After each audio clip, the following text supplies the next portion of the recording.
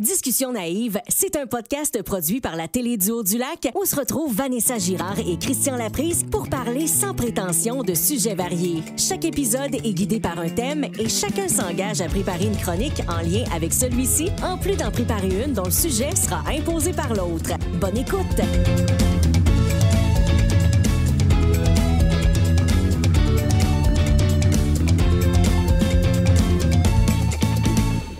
Hey, bienvenue à un autre épisode de Discussion naïve. Bienvenue à Discussion naïve. Allô, Vanessa. Allô, Christian.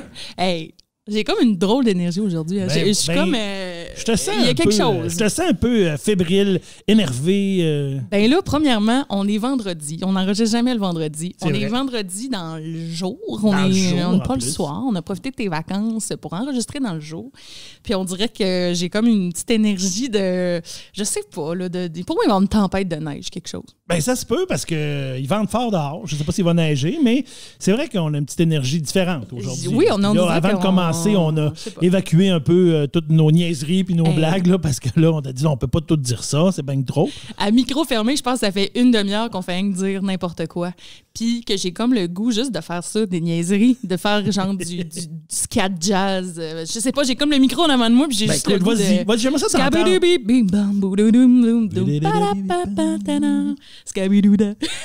Écoute, je trouve ça merveilleux. Comment passer un bon vendredi, c'est commencer ça avec du scat, jazz, écoute, chanté par Vanessa. Je l'ai sorti. Moi, je trouve ça bon. C'est bon. Là, ça va être évacué. Ça va être, c'est comme quand, tu sais, des fois, il faut que tu évacues. Ouais. Puis ça fait du bien. Oui, c'est pareil fallait pour que le ça scat sorte. jazz. Fallait que ça sorte. Mais là, je pense aussi que notre sujet est quelque chose qui donne de l'énergie. Puis peut-être que c'est ça. Parce que là, aujourd'hui, on vous présente un épisode sous le thème des sports. Ouais, les sports. Ou les sports, Les comme tu dirais. sports. Les sports, parce que moi, j'aime ça, les sports. Et ça fait référence aussi à... Ben, je vais le faire écouter. Ah oui. Parce que moi...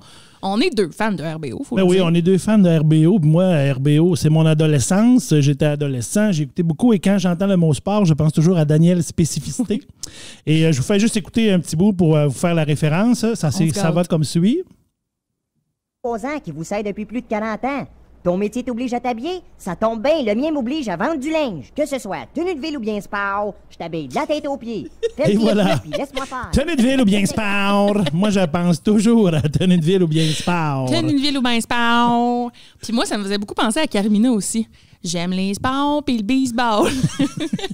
Mais est-ce que c'est Yves Pelletier aussi? Ben, c'est pas lui qui le dit. C'est pas lui qui le C'est pas dit. lui qui OK. le dit, je pense. Mais en tout cas, Mais peut-être qu'à un certain point, il le dit, mais non, je pense pas. Je Puis pense que peut-être c'est qu'il vraiment a Carmina. suggéré à la personne qui le dit, tu devrais le dire comme ça Comme va être bon. ça. Moi, quand je le faisais en Daniel Spécialité, C'était bon. c'était bon. Tenue de ville ou bien sport? Alors aujourd'hui, on parle des sports. Vous ferez fureur à la messe.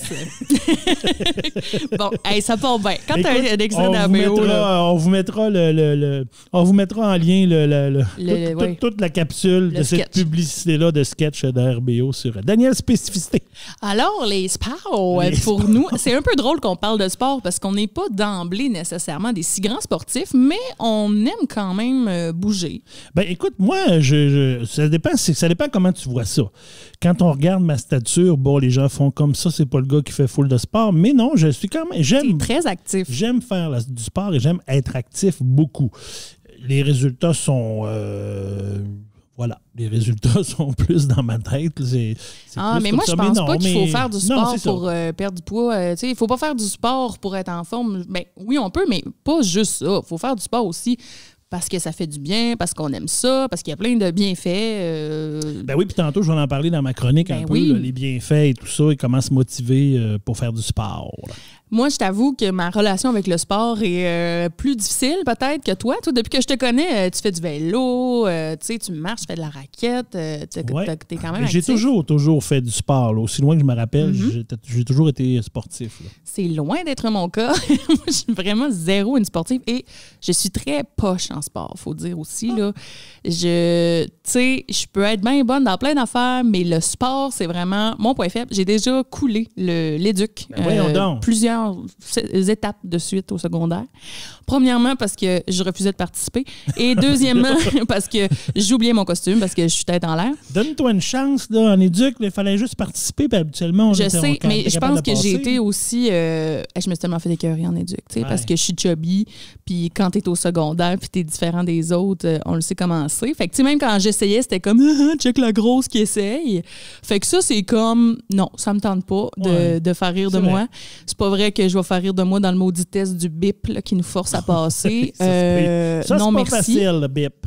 Et je dois dire que j'ai quand même eu des profs d'éduc conscients de ça, qui ont été respectueux de ça aussi, dans le sens que des fois, ils savaient que j'oubliais mon costume, en gros guillemets, mais que je faisais exprès parce que c'était impossible que je sois humiliée de la sorte devant tous mes comparses qui me le feraient pas facilement oublier. C'est méchant, mais c'est ça. Le monde m'écœurait. Qu'est-ce que tu veux? Tu sais, c'est ça qui est pas cool, c'est cet aspect-là, parce que ça peut t'empêcher d'avoir... Tu n'as pas développé une relation, le fun avec le sport, mais pas nécessairement parce que tu n'aimes pas le sport. C'est parce que ce qui est associé avec quand tu étais jeune est moins le fun un peu. Oui, puis tu sais, quand on vit ça, quand on est super jeune, on s'entend que ça forge quelque chose qui va rester pour toujours. Puis tu sais, même aller au gym, j'ai toujours trouvé ça dur parce que ça me rappelait ça. J'étais comme, tu sais, même si j'essaie de me mettre en forme puis que je vois que tous les gens déjà en forme rient de moi dans le coin, ben c'est comme un peu plate. Puis j'ai aussi découvert sur le tard que je faisais de l'asthme. Fait que tu sais, oui, c'était plus dur pour moi les sports parce que je faisais de l'asthme puis je le savais pas. Mais moi, j'étais comme j'étais soufflée à rien, je suis vraiment une nullasse. Fait que tu sais, c'est ça. Ça a été très difficile, mais en grandissant et en essayant d'être plus active, tu sais, j'ai découvert plein de sports que j'ai aimé. J'ai fait de la natation longtemps. J'ai fait aussi du combat, de la boxe, mais aussi des arts martiaux mixtes. Ben voyons donc. Quand j'habitais à Sept-Îles, au Nordic Fight Club. Et là, tu ris de moi, mais... Non, je ris pas. Non, je ris pas de toi. C'est parce que j'essaie de t'imaginer en fille de Fight Club, là, du vrai, là, avec... Mais tu faisais-tu des combats ou juste de l'entraînement? J'ai juste fait de l'entraînement. Okay. Je me suis pas rendue à faire des combats parce que je me suis blessée, malheureusement, en entraînement. Ça m'a causé des hernies discales. J'en ai eu 5. J'ai dû être opérée dans le dos. J'ai extrêmement souffert. Oui, j'avais 5 hernies toutes en même temps, Christian. Non, mais c'est parce que les gens en ont une puis c'est énormément souffrant. Fait qu'imagine si t'en as 5 tout en même temps. J'en avais une au début, mais il n'y a pas un médecin qui pensait que c'était ça parce que j'étais jeune, tu sais.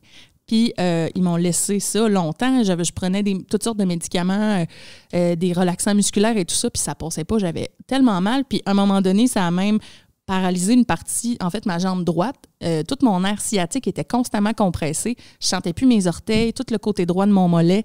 Je pouvais plus marcher. Le dernier mois, je pouvais même plus marcher. Puis je me souviens de pleurer en regardant du monde marcher par la fenêtre dehors de mon appart puis de me dire « Oh mon Dieu, ils sont chanceux, eux autres, tu sais, ils marchent sans penser à la douleur. » J'étais rendue là, j'étais vraiment pas bien. Puis finalement, on m'a fait un IRM et on m'a dit « Madame Girard, vous avez 5 hernies discales. Alors, vous en avez un principal qui n'a pas été traité assez rapidement. Donc, il y en a 2 de chaque côté qui sont sortis et on doit vous opérer d'urgence. » Et là, c'est sûr, là, t'es rendu que tu marches plus, c'est parce que ça va pas bien. Fait que, tu sais, ça a été un 6 mois vraiment difficile. Puis l'autre 6 mois d'après, l'opération a été difficile aussi parce que c'est c'est de la réadaptation. C'est une réadaptation très longue, surtout dans le dos parce que tu veux pas rester avec ça. Tu sais, tu veux pas rester avec ça. C'est long et faut y mettre du sien et de l'énergie et tout ça. Là, ça demande beaucoup. Ça devient pour le moral aussi. Là. Oui. À un moment donné, il faut voir les progrès aussi. Là. Quand les progrès arrivent, c'est le fun parce que là, tu te motives avec les progrès, mais au début, c'est très long puis les progrès sont pas si rapides que ça. Là. Et ça a changé aussi ma relation avec le sport parce que là, je peux plus faire n'importe quel sport. Il faut que je fasse attention puis que j'y pense. Et c'est pourquoi j'ai fait appel à une kinésiologue que tu m'as présentée. Ben oui. Notre amie Emma, qu'on salue. Emma Joseph. Bonjour Emma. On sait qu'elle nous écoute. Oui, elle nous écoute. Emma nous écoute, elle nous commente de temps en temps. Fait que, tu sais, moi, j'ai parlé de mes problèmes à Emma, puis elle m'a monté un programme pour moi. Puis, mon Dieu, je la remercie tellement parce que je le fais. Là, je le fais 4 fois par semaine. Je suis à ma semaine 7 en ce moment. Puis, mon Dieu, ça a vraiment changé mon rapport avec le sport. Ah ben c'est le fun, parce que c'est ça. Moi, j'ai fait la même chose aussi un peu. J'avais contacté Emma, que je connaissais. Donc, pour qu'elle me fasse un programme pour moi aussi que je fais à la maison, parce qu'on a déjà parlé, hein, on a recommencé à s'entraîner à la maison un peu. Avec la pandémie, c'est ce qui est à peu près le plus simple. C'est plus complexe de trouver des poids, souvent, maintenant, ces temps-ci, parce que tout le matériel pour s'entraîner, c'est quelque chose, c'est une denrée rare dans les magasins. Mais on a commencé ça tous les deux, puis grâce à Emma, là, qui nous a décollé ça un peu, là. Et d'ailleurs, Emma nous a écrit pour t'imposer une chronique et t'as relevé le défi. En fait, Emma t'a écrit. Emma a écrit, oui. Moi, je n'ai pas été impliqué dans cette... Elle m'a écrit à moi, oui. Ouais. Donc, tu feras aujourd'hui notre première chronique imposée par un auditeur. Oui, c'est moi qui vais faire ça. Une chronique sur le bodybuilding. Hey. Donc, j'ai fouillé un peu dans ça, le bodybuilding, d'où ça vient, qu'est-ce que c'est et comment ça fonctionne. Alors, je vais aller un petit peu là, flirter avec le bodybuilding. J'ai donc bien beaucoup de voix, des consonnes dans ma bouche ce matin, moi. Il y a beaucoup de lettres dans ta bouche en ce moment. Beaucoup de consonnes, surtout. Puis moi, dans ma chronique imposée, tu m'as demandé de parler de sport extrême. Oui, ben oui. Tellement loin de moi. Ça m'a un peu sorti de ma zone, mais j'ai quand même trouvé des affaires intéressantes et surtout, j'ai une anecdote délicieuse à te raconter. Ben écoute, je suis content parce que moi, dans le sport extrême, moi aussi, j'avais tout le volet de... Puis je sais pas si tu l'as, peut-être que tu l'auras pas abordé, mais moi, ce qui me questionne tout le temps quand je vois ça, c'est pourquoi? Ouais. Pourquoi les gens se mettent autant en danger pour faire un sport ou une activité ou quelconque. Il y en a qui ont besoin de ça, mais on le verra un petit peu plus loin. Tantôt. Et sinon, dans les sujets choisis, toi, tu nous as composé un petit pot pourri de toutes sortes d'affaires. Ben oui, là, écoute, c'est tellement vaste, les sports, et j'ai eu de la difficulté à trouver un fil conducteur, puis tout ça. Alors, finalement, j'ai comme trouvé plein de choses qui n'ont pas nécessairement de lien, mais que j'ai décidé de faire un pot pourri. Donc, on va regrouper ça ensemble, puis on va se décoller avec ça. Excellent. Et avant de vous parler de ma chronique avec laquelle je vais commencer, as-tu remarqué quelque chose de nouveau chez moi? Oui, mais maintenant que tu me le montres, Vanessa, tu sembles avoir une nouvelle montre. Écoute, j'ai planché, j'ai plié sous la pression et je me suis, moi aussi, acheté une montre intelligente. Ça fait comme 2 ans que je dis à tout le monde que j'en veux pas, que je trouve que ça sert à rien.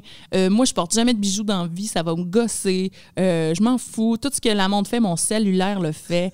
Mais là, depuis que j'ai commencé à bouger plus, je me suis dit, je pourrais bien m'en acheter une. J'ai été tentée. T'es tombée du côté obscur. Je suis tombée du côté obscur. Puis, il y a tellement de choix là-dedans. Fait que finalement, je me suis dit, garde, je vais aller au magasin. Tu sais, ça va être beaucoup moins simple. Beaucoup moins compliqué. C'est beaucoup plus facile. Fait que je suis allée me faire conseiller, puis j'en remercie vraiment. Je pense que c'est le gérant du Sport Expert à Dolbeau qui est venu vraiment me conseiller. Puis je remercie aussi la fille qui était là au départ, puis qui me dit, sincèrement, je connais pas assez ça pour te conseiller. Je vais aller chercher quelqu'un qui connaît ça. Elle aussi, je la remercie parce que ça prend beaucoup d'humilité pour faire ça. Puis, effectivement, elle est grisonnant, là. Ouais. C'est Martin, toi? Oui, c'est ça, je pense. Oui, Martin. Pas mal le pro là-dedans avec Stéphane. Hey, là, Martin ou Stéphane? Ben, Stéphane, c'est le propriétaire.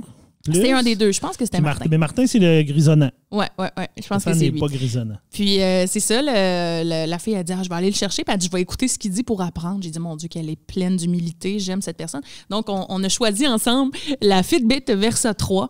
Versa 3? J'ai choisi ça. Ouais, ça vient de sortir. En fait, elle a le GPS intégré. Je pense que ce qui n'était pas dans les Fitbit parce avant. Que moi, j'ai la Versa 2, puis elle l'a pas vraiment, je pense, le GPS. Oui, c'est possible. Mais tu sais, en tout cas, j'ai finalement... Parce que, tu sais, ça regroupe plein de questions. Là. Le budget, oui, mais qu'est-ce que tu veux qu'elle fasse ta montre? Qu'est-ce que tu vas faire avec? Le look aussi, le confort. Fait que j'ai fini par choisir ça. Ça fait une journée que je l'ai, mais à date, je l'aime déjà. Ben écoute, moi, j'étais un peu comme toi parce que j'ai fait... moi, c'est l'année passée que j'ai fait le move là, vers une montre intelligente. Moi, beaucoup... j'ai eu, il y a quelques années et encore, j'ai eu certains petits problèmes cardiaques. Là, fait que ce qui fait en sorte que j'aime bien des fois suivre ma pulsation, surtout quand je fais de l'exercice parce que c'est avec ça que je gère l'effort que je mets, là, fait que surtout quand je vais en vélo, tout ça. Et j'étais excessivement tanné parce que ce que j'avais avant, c'est une montre avec une sangle à l'abdomen là, que tu mets, puis que tu mouilles, puis que là, tu colles, puis là, tu pars, puis la montre. Et là, j'étais vraiment tanné de mettre la sangle. Donc, ce qui est le fun avec ceux-là, c'est qu'ils vont chercher les pulsations direct au poignet. Donc, c'est ça qui me fait un peu faire le move. Puis tu vois, moi aussi, je ne suis pas un porteur de montre parce que j'en porte pas nécessairement, parce que je les brise tout le temps, parce que j'ai probablement un problème de schéma corporel, mais je suis toujours en train de cogner ça dans les cadres de porte, une montre. On dirait que ça dépasse de mon corps, puis je ne suis pas habitué. Tu gères mal. Je gère mal l'excédent de mon corps. Et donc, ce qui fait, mais celle-là, j'avoue que je la porte quand même pas mal tout le temps depuis presque 1 an, et puis ça va bien. Et puis je m'habitue. Mais tu sais, moi aussi, ma crainte, c'est un peu ma petite dépendance aux écrans. Là. Je suis souvent sur mon cell et sur mon ordi. Là, je l'ai sur moi. Là. Fait que je peux toujours regarder, j'ai-tu un message. Et surtout, ça me choque parce que je peux pas répondre. Là. Ça, c'est mon premier affaire qu'il va falloir que je passe. Mais je trouve ça intéressant. J'ai hâte de voir après une semaine, mettons, les données qui vont sortir de là. C'est intéressant. Tu peux enlever les notifications aussi. Fait que tu peux ne pas les avoir directement sur ta montre. Je les veux. Là. J'ai même demandé à Martin, j'ai dit, là, je veux t'avoir mes notifications. Moi, j'essaie de t'aider dans ta dépendance. Gold dépendant lui-même qui parle. Arrête. Hey, sur ce, on se lance ça. avec les chroniques. Écoute, c'est toi qui commence aujourd'hui? C'est moi qui commence Parfait. aujourd'hui. Le sport, c'est large comme thème. J'aurais pu parler de tellement d'affaires. Je me suis questionnée là, jusqu'à quasiment hier là, de quoi j'allais vraiment vous parler. Puis, un moment donné, je me suis dit, je le sais, je vais parler des Jeux olympiques. Parce que je suis grande fan des Jeux olympiques. J'aime ça, suivre les Jeux olympiques. Je les écoute, là, ceux d'été, ceux d'hiver, tu sais, vraiment avec passion. Puis, tu sais, il y a un moment dans ma vie où j'étais dans les médias activement. Je travaillais dans une station de radio justement un peu plus sport, dans le temps que j'habitais à cette île. J'étais la seule fille de la station, puis les gars parlaient de sport constamment. Puis, eux autres, ils tripaient tellement sur les JO. Dans le temps, c'était Sochi. OK. Puis il y a même un des gars de la radio, Carl, qui est allé à Sochi. Fait que là, on avait un reporter sur place, tu comprends? Ben, voyons, un genre de Jean-René Dufort, mais de cette île. Ben, genre, mais aussi, c'était pas drôle ce qu'il faisait. Là, c'était vraiment sérieux. Tu sais, il nous appelait, puis pour lui, c'était la nuit, là, des fois. Là. C'était plus Dave Morissette. Ouais, non? ben, je sais pas. Je sais pas comment le décrire. Mais une chose est sûre, c'est que Carl est un fan de sport. Écoute, quasiment, je pourrais dire Paul Oud, plus que, ça doit être quand même, ceux que tu as nommés. Ça doit être quand même intéressant de se retrouver, tu sais, parce que moi aussi, j'adore les Jeux olympiques, puis je les suis beaucoup quand il y en a. Mais j'avoue que se retrouver là, puis de dire, hey, j'ai accès à plusieurs épreuves, je peux aller voir ça, j'avoue que ça doit être tout un trip de pouvoir vivre ça. De l'intérieur. De l'intérieur, oui. Moi, j'étais tellement comme jalouse de lui. Mais, tu sais, c'est lui qui a payé ses affaires puis tout, mais il s'est arrangé avec la job pour qu'on puisse y parler tous les matins. Fait que pendant quelque chose comme 2 semaines, j'avais à tous les matins mon correspondant personnel à Sochi. C'était vraiment trippant. Et tes jeux préférés, toi, hiver ou été? Hiver. Ouais. J'aime regarder les jeux d'été, mais j'avoue que les jeux d'hiver, tu sais, le hockey, là... On dirait que ça nous rejoint plus, probablement parce qu'on vient du Canada, Québec, du Nord. Ben, probablement que ça a un petit rapport. Ouais. C'est vrai que moi aussi, j'aime bien les jeux d'hiver. Tu sais, le ski, le patinage artistique. Oh my God, j'aime tellement ça. Ah ouais, ben j'aime ça, le patinage artistique, mais ça me choque toujours un peu de l'aspect du jugement de la compétition. Tu sais, on sait toujours, là, à moins de tomber sur le derrière, c'est à peu près toujours les mêmes. Là, Ça, j'avoue que j'aime moins ça un peu, là, l'aspect qu'on sait pas qu'on sait d'avance qui va gagner, mais mettons que les dés sont assez... on devrait savoir qui va finir dans le top 3. Là. C'est rare qu'il y ait une surprise. Alors que des sports chronométrés ou d'autres choses, ben là, tu peux arriver avec une surprise, quelqu'un de nowhere qui débarque, il fait la course de sa vie cette journée-là, puis crime, c'est lui qui gagne ou elle qui gagne. Ça, je trouve ça le fun aussi. Ben oui, c'est vrai. T'as raison. Puis c'est vrai que c'est peut-être une vieille manière de juger, peut-être pour ce qui est du patinage artistique, mais c'est dans la tradition sportive. Oui, ben oui. Puis aussi les jeux d'hiver pour le patinage de vitesse. Hein? On a des Québécois, des Québécoises qui excellent là-dedans. Là. Je pense entre autres à Marianne Saint-Gelais parce qu'elle vient de Saint-Félicien, proche de chez nous. Mais moi, ça me choque, le patinage de vitesse. Bon, une autre affaire. Une autre affaire qui me choque. Moi, j'aime le longue piste parce que le longue piste, c'est les gens, ils sont contre eux-mêmes. Mais ce que j'aime pas dans le courte piste, c'est tout l'autre à côté qui va te faire tomber peut-être ou qui va te donner un petit peu du coude en dessous, que ça paraîtra pas trop, ou le petit coup de... C'est ça que j'aime moins parce que tu peux être très bon, puis là, tu gagneras pas parce que dans le moton, en virant un coin, il y en a un qui accroche ta lame ou qui te pousse un peu, puis finalement, tout le monde tombe. J'avoue. Tu sais, l'autre, il peut être disqualifié ou tout ça, mais toi, ta course est finie pareil là, après, là, quand t'es tombé puis t'es rentré dans la bande. Moi, c'est cet aspect-là. Cet aspect-là me frustre un peu plus du courte piste. Mais c'est le fun, puis c'est intense, puis c'est challengeant. Là. Oh, oui, c'est ça. Ça fait partie du fun aussi en même temps. Mais oui, ça peut être C'est sûr que le 5 km sur longue piste, c'est long. Quand tu regardes patiner, c'est assez long. Là. Je ne sais pas c'est combien de temps que ça prend au bout de la ligne, là, mais c'est plusieurs minutes. Oui, t'as bien raison. Mais écoute, je voulais te parler des Jeux olympiques et je savais pas trop par où m'y prendre parce que, regarde, ça fait, j'ai rien que dit Jeux olympiques, ça fait 3 minutes qu'on en parle avec passion. On est parti. Mais j'ai choisi une édition en particulier des Jeux olympiques, OK? Puis je vais t'expliquer pourquoi. Dans le fond, j'ai choisi la 2e édition des Jeux olympiques modernes. OK. Et c'était à Paris en 1900, OK? OK. Et là, tu vas dire, c'est bizarre. Pourquoi? Je te parle de ça. Je trouve pas ça bizarre. Je te laisse aller. Je t'accueille. C'est parce que j'ai choisi ça, parce qu'en faisant des recherches sur les Jeux olympiques, je suis allée voir l'histoire des Jeux olympiques. Hey, vous savez le nombre de documentaires que j'ai regardés sur Pierre de Coubertin. C'est comme je le connais par cœur. Puis, à travers ces documentaires-là que j'ai regardés, puis les lectures que j'ai faites, je me suis rendu compte que les 2e Jeux olympiques modernes devaient, en quelque sorte, être les premiers. OK? Déjà là, il y a comme quelque chose de bizarre. Puis il y a eu vraiment un manque d'organisation de ces jeux-là. Puis moi, c'est le genre de pan de l'histoire que j'aime. Quand tu te rends compte que... Tu sais, parce que des fois, on a comme... Quand on pense au passé, tu sais, on a une vision un peu parfaite, tu sais, dans le sens que ce dont on va parler dans les livres, c'est ce qui allait bien, là, surtout, ou tu sais, ce qui allait mal, mais avec une loupe un peu de livres, d'histoire. Mais en réalité, les gens du passé, c'était des humains comme nous autres. Puis ils faisaient des erreurs comme nous autres. Et ça a été une belle démonstration d'erreur organisationnelle. Puis on oublie des fois qu'on regarde les Jeux olympiques aujourd'hui, puis tu dis, hey, c'est bien organisé, ça va bien, mais tu sais, on oublie des fois que comme n'importe quoi, quand ça commence, habituellement, il y a toujours il y a des ajustements. Puis c'est vrai dans n'importe quoi qu'on fait ou qu'on organise ou qu'on planifie, il y a toujours... La première fois que tu le fais, habituellement, tu es moins bon que la 50e fois. Exactement. Donc, pour se remettre un peu dans le contexte, l'idée des Jeux olympiques a germé dans la tête de Pierre de Coubertin, qui est un baron français qui aimait beaucoup pratiquer des sports. C'était quelqu'un qui avait un grand terrain derrière chez lui. Et d'ailleurs, sa maison historique appartient toujours à sa famille. Hein. C'est quelque chose comme son petit-fils ou neveu qui a la maison. Fait qu'on a encore accès au terrain où il s'entraînait. Puis il y avait un lac pour la natation, il faisait du tennis. Puis ça commençait à l'époque, personne ne connaissait ça, le tennis. Il pouvait courir. C'était quelqu'un qui tripait vraiment sur les sports, mais de manière amateur. C'était pas un professionnel sportif. Et lui était passionné par les Jeux olympiques d'antan, parce que les vrais Jeux olympiques, là, ça part d'il y a très longtemps. Là. Ben oui, on parle de la Grèce antique. Là. On parle de la Grèce antique, exactement, plusieurs centaines d'années avant Jésus-Christ. Là. Ça fait très, très longtemps. Mais lui, il était comme passionné par ça, puis il se disait, il faudrait ramener ça, ces espèces de compétitions sportives-là, mais d'amateurs. Au départ, il n'y avait pas de professionnels. Lui, c'était vraiment ça, sa vision. Il y avait quand même des différences avec les Jeux olympiques d'antan, là, parce que, écoute, j'ai appris des choses sur les Jeux olympiques qui m'ont un peu troublée.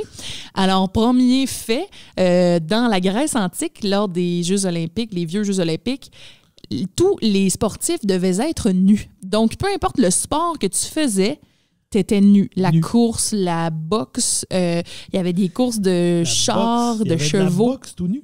Il y avait de la boxe et de la lutte nue. Okay. Et que les hommes pouvaient participer. Et non seulement ça, mais même les femmes n'étaient même pas admises dans le public. Mais c'est sûr, il y avait plein d'hommes tout nus. Fait que c'était juste un gros... Fermé, c'est ça, un gros trip d'hommes nus.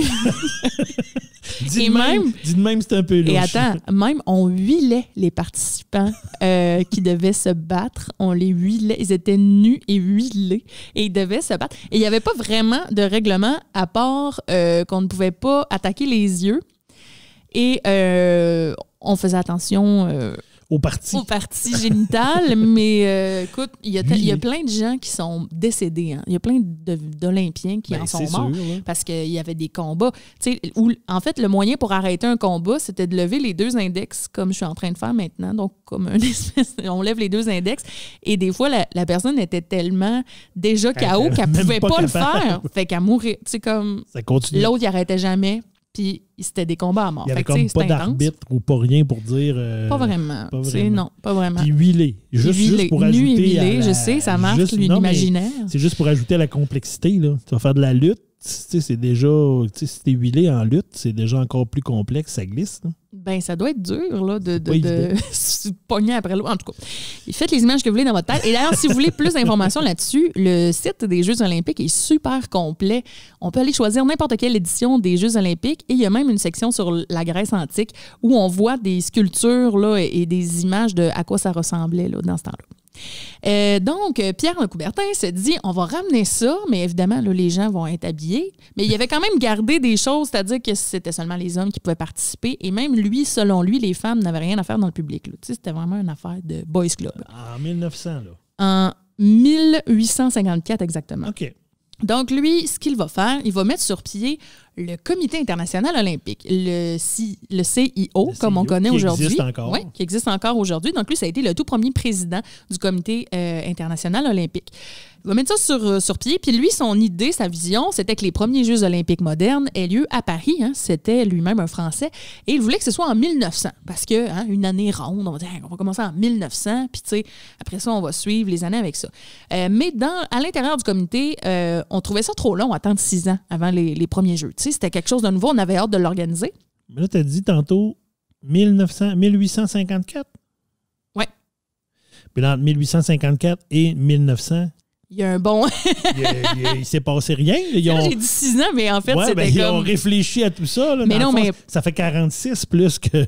Oui, c'est ça. C'était vraiment long, là, dans le fond. Ben là, oui, là, j'imagine que oui, là, c'est long. Là. Fait que là, ils ont décidé, finalement... ben là, tu me fais douter. Là, j'ai-tu mal écrit mon affaire, mais il me semble que c'était vraiment ça. Ben, peut-être que c'était plutôt 94, ouais, peut-être. 1894, OK. Hey, tu me fais douter, mais finalement... Excuse-moi, je voulais pas... Non, mais c'est pas grave. Mais je sais qu'il y a eu ensuite des Jeux olympiques à Athènes.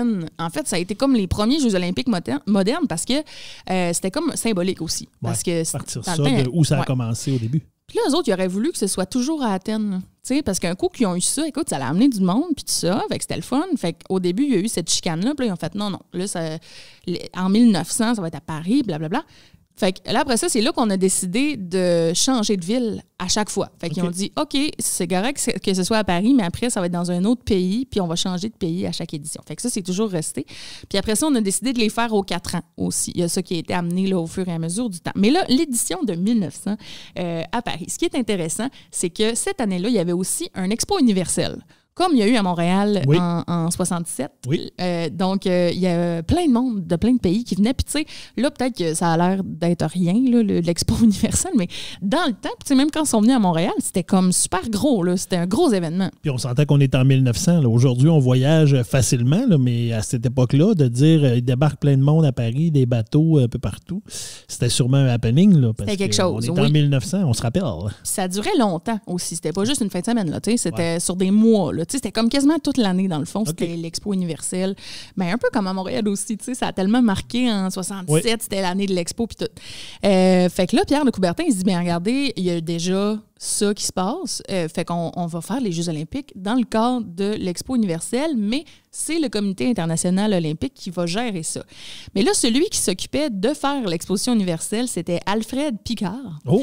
Et puis lui, il n'était pas d'accord parce que déjà, eux autres, ils avaient prévu des compétitions qu'ils appelaient les concours internationaux d'exercice physique et de sport. Fait qu'il y avait déjà ça qui était prévu à l'intérieur de l'expo. Ça se dit moins bien que les Jeux olympiques. Exactement.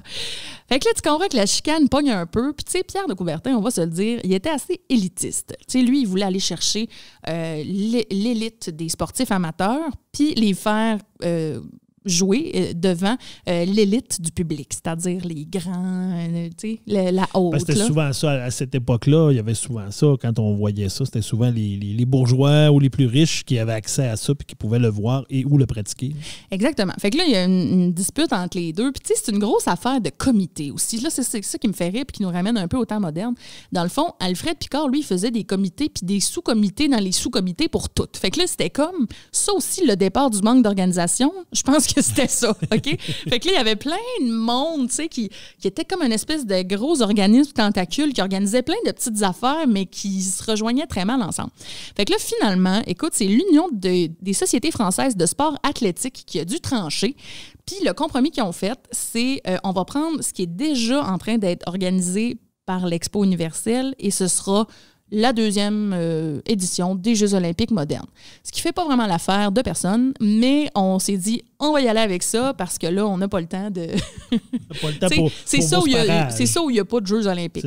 Mais ce qui était spécial un peu, c'est que la publicité pour ces événements sportifs-là était déjà faite. Fait que nulle part dans les publicités, il est mentionné Jeux olympiques. OK? C'est juste tout dans le cadre de l'expo. Donc, il y a des gens qui ont participé à des concours sportifs qui, à la fin, gagnaient et se faisaient dire « Bravo, vous êtes le champion olympique de golf, par exemple. » Il était comme « Quoi? » C'était des Jeux olympiques. Ils ne savaient même pas. OK? C'est pas pour ça que je me suis entraîné. Moi, je me suis entraîné pour faire une compétition amicale. Ben oui, parce que c'était super amateur. Puis c'était comme, imagine-toi une compétition de carnaval. Tu sais, c'est pas la même chose que les Jeux olympiques. Là, non, on c'est pas s'entend. pareil. C'est pas pareil. Fait que c'était bien spécial. Puis même, il y a des gens qui sont morts en ne sachant jamais qu'ils étaient champions olympiques d'une discipline parce que tellement que la communication et l'organisation étaient mal faites. Et dans ce temps-là, on donnait pas de médaille. On donnait soit un prix, une petite bourse en argent ou des fois, c'était même une œuvre d'art qui était donnée en cadeau ou il y avait des petites plaques là, gravées avec un Olympien dessus. Tu sais, fait que c'était comme un peu nébuleux, ça aussi.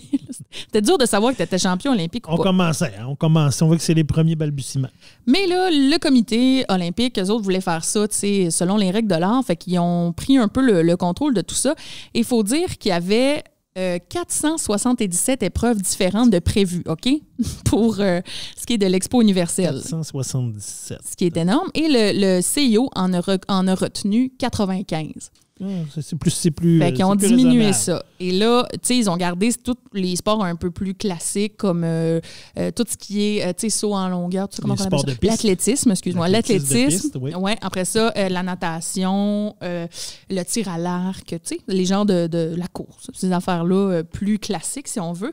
Mais à travers le programme olympique, il y avait quand même les autres épreuves. Et dans les autres épreuves, ma foi, il y avait vraiment du beau stock.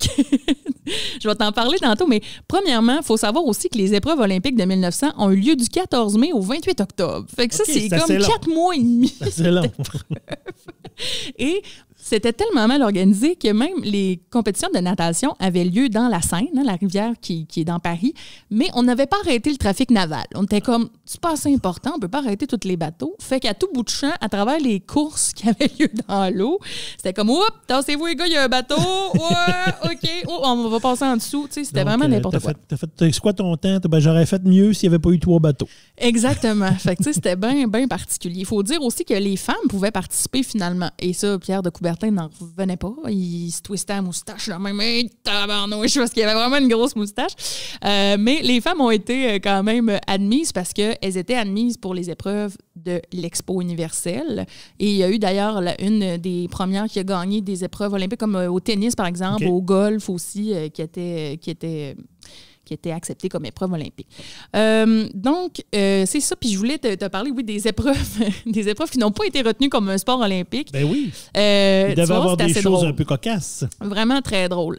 Donc, tout d'abord, il y avait une épreuve de sauvetage, OK? Puis sache qu'il y a des images des Jeux de 1900, OK? Il y a des photos. Et moi, je suis allée voir ça, la banque de photos, puis les épreuves de sauvetage sur la rivière, tu sais à quoi ça ressemble? Ça ressemble à un parcours de l'émission Wipeout. OK. Il y a comme des bio avec des cordes, il y avait comme tout ça d'épreuves dans l'eau, puis il fallait aller sauver quelqu'un. Fait que c'est ça. Okay. D'abord, ça, c'était un peu particulier. Après ça... Wipeout des temps anciens. Ouais.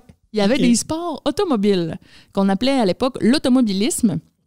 Et là aussi, on n'avait pas pris la peine de fermer les rues. Hein? C'était comme un peu la rivière. C'était comme, ben là, on va pas arrêter tout le trafic pour ça. Fait que c'était comme une véritable course dans la ville de Paris en voiture. Bon, c'est sûr qu'il y avait moins de trafic dans ce temps-là. Avec des gens qui allaient juste à l'épicerie. Oui, avec du monde qui allait juste à l'épicerie avec des charrettes, avec des chevaux au travers, avec plein de public qui veut venir voir la course. C'était n'importe quoi, là. Vraiment, là. Vraiment n'importe quoi. Après ça, il y avait la colombophilie. La colombophilie. La colombophilie, qu'est-ce que c'est? C'est une course de pigeons voyageurs. Non pas sans rappeler la course de canards en plastique qui était organisée par les Lions ici à Dolbeau. Mais c'était vraiment une course de pigeons. Donc, il y avait des gens, les colombophiles, qui élevaient les pigeons à faire cette course-là. Et dans le fond, tous les pigeons étaient mis en cage avec une petite bague à leurs pattes. Puis on les amenait en haut d'une falaise et le matin, on envoyait les pigeons, on ouvrait les cages et c'était le premier pigeon qui revenait à son colombier de départ qui gagnait la course. Après ça, il y avait des courses de montgolfière. C'est comme tellement dur à juger. Ben oui, genre, faut qu'ils vendent du bon bord. T'imagines, m'a dépassé. Tu sais, c'est n'importe quoi, ça va tellement pas vite, des montgolfières. Après ça, il y avait les jeux de boules, qui sont un peu les ancêtres de la pétanque. Donc, c'est un peu la seule fois qu'il y a eu ce genre de sport-là dans les Olympiques. Il y avait aussi le jeu de longue paume, qui est un sport qui n'existe plus maintenant. Ça ressemble un peu au tennis, mais t'as comme une grosse balle en liège. Puis au lieu d'être un filet, dans le milieu du terrain, c'est un fossé, OK? Fait que imagine une grosse tranchée. Okay. Puis le but, c'est de gagner du terrain, un peu comme au football. Okay. Puis il faut faire rebondir la balle. En tout cas, les règlements sont vraiment très compliqués. C'est peut-être pour ça que ça n'existe plus. Après ça, il y avait le motonautisme, qui était des courses de bateaux à gaz. Bateaux soit à gaz ou à vapeur. À vapeur, sûrement. Les deux. Fait qu'il y avait des courses de bateaux, encore une fois, avec plein de bateaux au travers parce qu'on n'avait pas fermé le canal. Et des nageurs. Et des nageurs. Il y avait la pêche. la pêche à la ligne, OK. tout simplement. Le tir au canon, qui a été une des épreuves les plus populaires avec 542 participants au tir au canon. Puis là, tu fais juste tirer le boulet, là. C'est lui qui le tire le plus loin. Ben oui, mais il y avait aussi des compétitions d'équipe parce que, tu sais, tirer du canon, on s'imagine, c'est juste mettre un boulet, mais non, il y a tout, tu sais, c'est long, puis les boulets sont lourds. Fait que ça, c'était comme, premièrement, il y avait une cible à atteindre, puis c'était le premier qui atteignait la meilleure cible, tu sais. Fait que c'était comme dans un champ. Puis il y avait ça a été, la compétition du canon a été sur toute la durée des jeux. OK. Dans le fond, parce que ça faisait tellement de bruit qu'ils pouvaient juste en faire à certaines plages horaires de la semaine. C'est tellement ridicule. On va en faire de 4 à 8. Oui, tu sais, c'est ça. Puis là, il y avait c'était tellement long, les Jeux olympiques, il y avait des épreuves qui n'avaient même pas de public. Parce que, tu sais, on perdait vraiment l'intérêt. Les gens, c'est ça, ils se désintéressent, là. D'ailleurs, au croquet féminin, il y a un Anglais qui est passé à l'histoire. Lui, il était descendu depuis Nice pour venir voir cette compétition-là en particulier. Et c'était le seul et unique spectateur de cette épreuve-là. Ben, Colin. Fait que c'est ça. Il y avait des épreuves que c'était devant juste une personne. Mais bref, moi, ça m'a vraiment fasciné de voir à quel point ça devait être mal organisé, tu sais, puis à quel point des fois on a une image, tu sais, belle de ce que ça devait être, mais que dans le fond, tu sais, mais je pense qu'ils ont appris beaucoup de cette... Puis tu sais, à l'époque, en plus, t'as pas de moyen de communication, là. Si tu vois pas la personne pour y parler, il n'y a pas de téléphone, il n'y a pas de... C'est par lettre, là, tu sais. C'est par lettre, c'est par courrier. C'est une fois rendu sur place, il faut que tu trouves la personne, il faut que tu sois capable d'y parler, parce que sinon, tu peux pas savoir, là. Juste te rendre où je me rends où? C'est compliqué. Tu sais, en fait, je me suis rendu compte aussi que tout prenait plusieurs jours dans ce temps-là. Puis c'est peut-être pour ça aussi que ça paraissait peut-être pas si long que ça, des mois. Parce que je pense qu'aujourd'hui, on a tellement tout rapidement, vite, que le temps a comme changé, tu sais, de variable. Parce que dans ce temps-là, là, si ça te prend 5 jours aller à Paris, là, mettons, là, puis ça. Tu y vas. C'est pas grave. Ou tu sais, même Pierre de Coubertin est déjà allé en Amérique du Nord là, pour aller recruter des gens de d'autres pays pour venir participer aux Jeux olympiques. Il a fait ça plusieurs fois dans sa vie. Ça lui prenait tellement de temps, là, prendre le bateau, puis tout ça, c'était super long, mais comme pour lui, c'était rien. C'est comme pour nous autres prendre l'avion.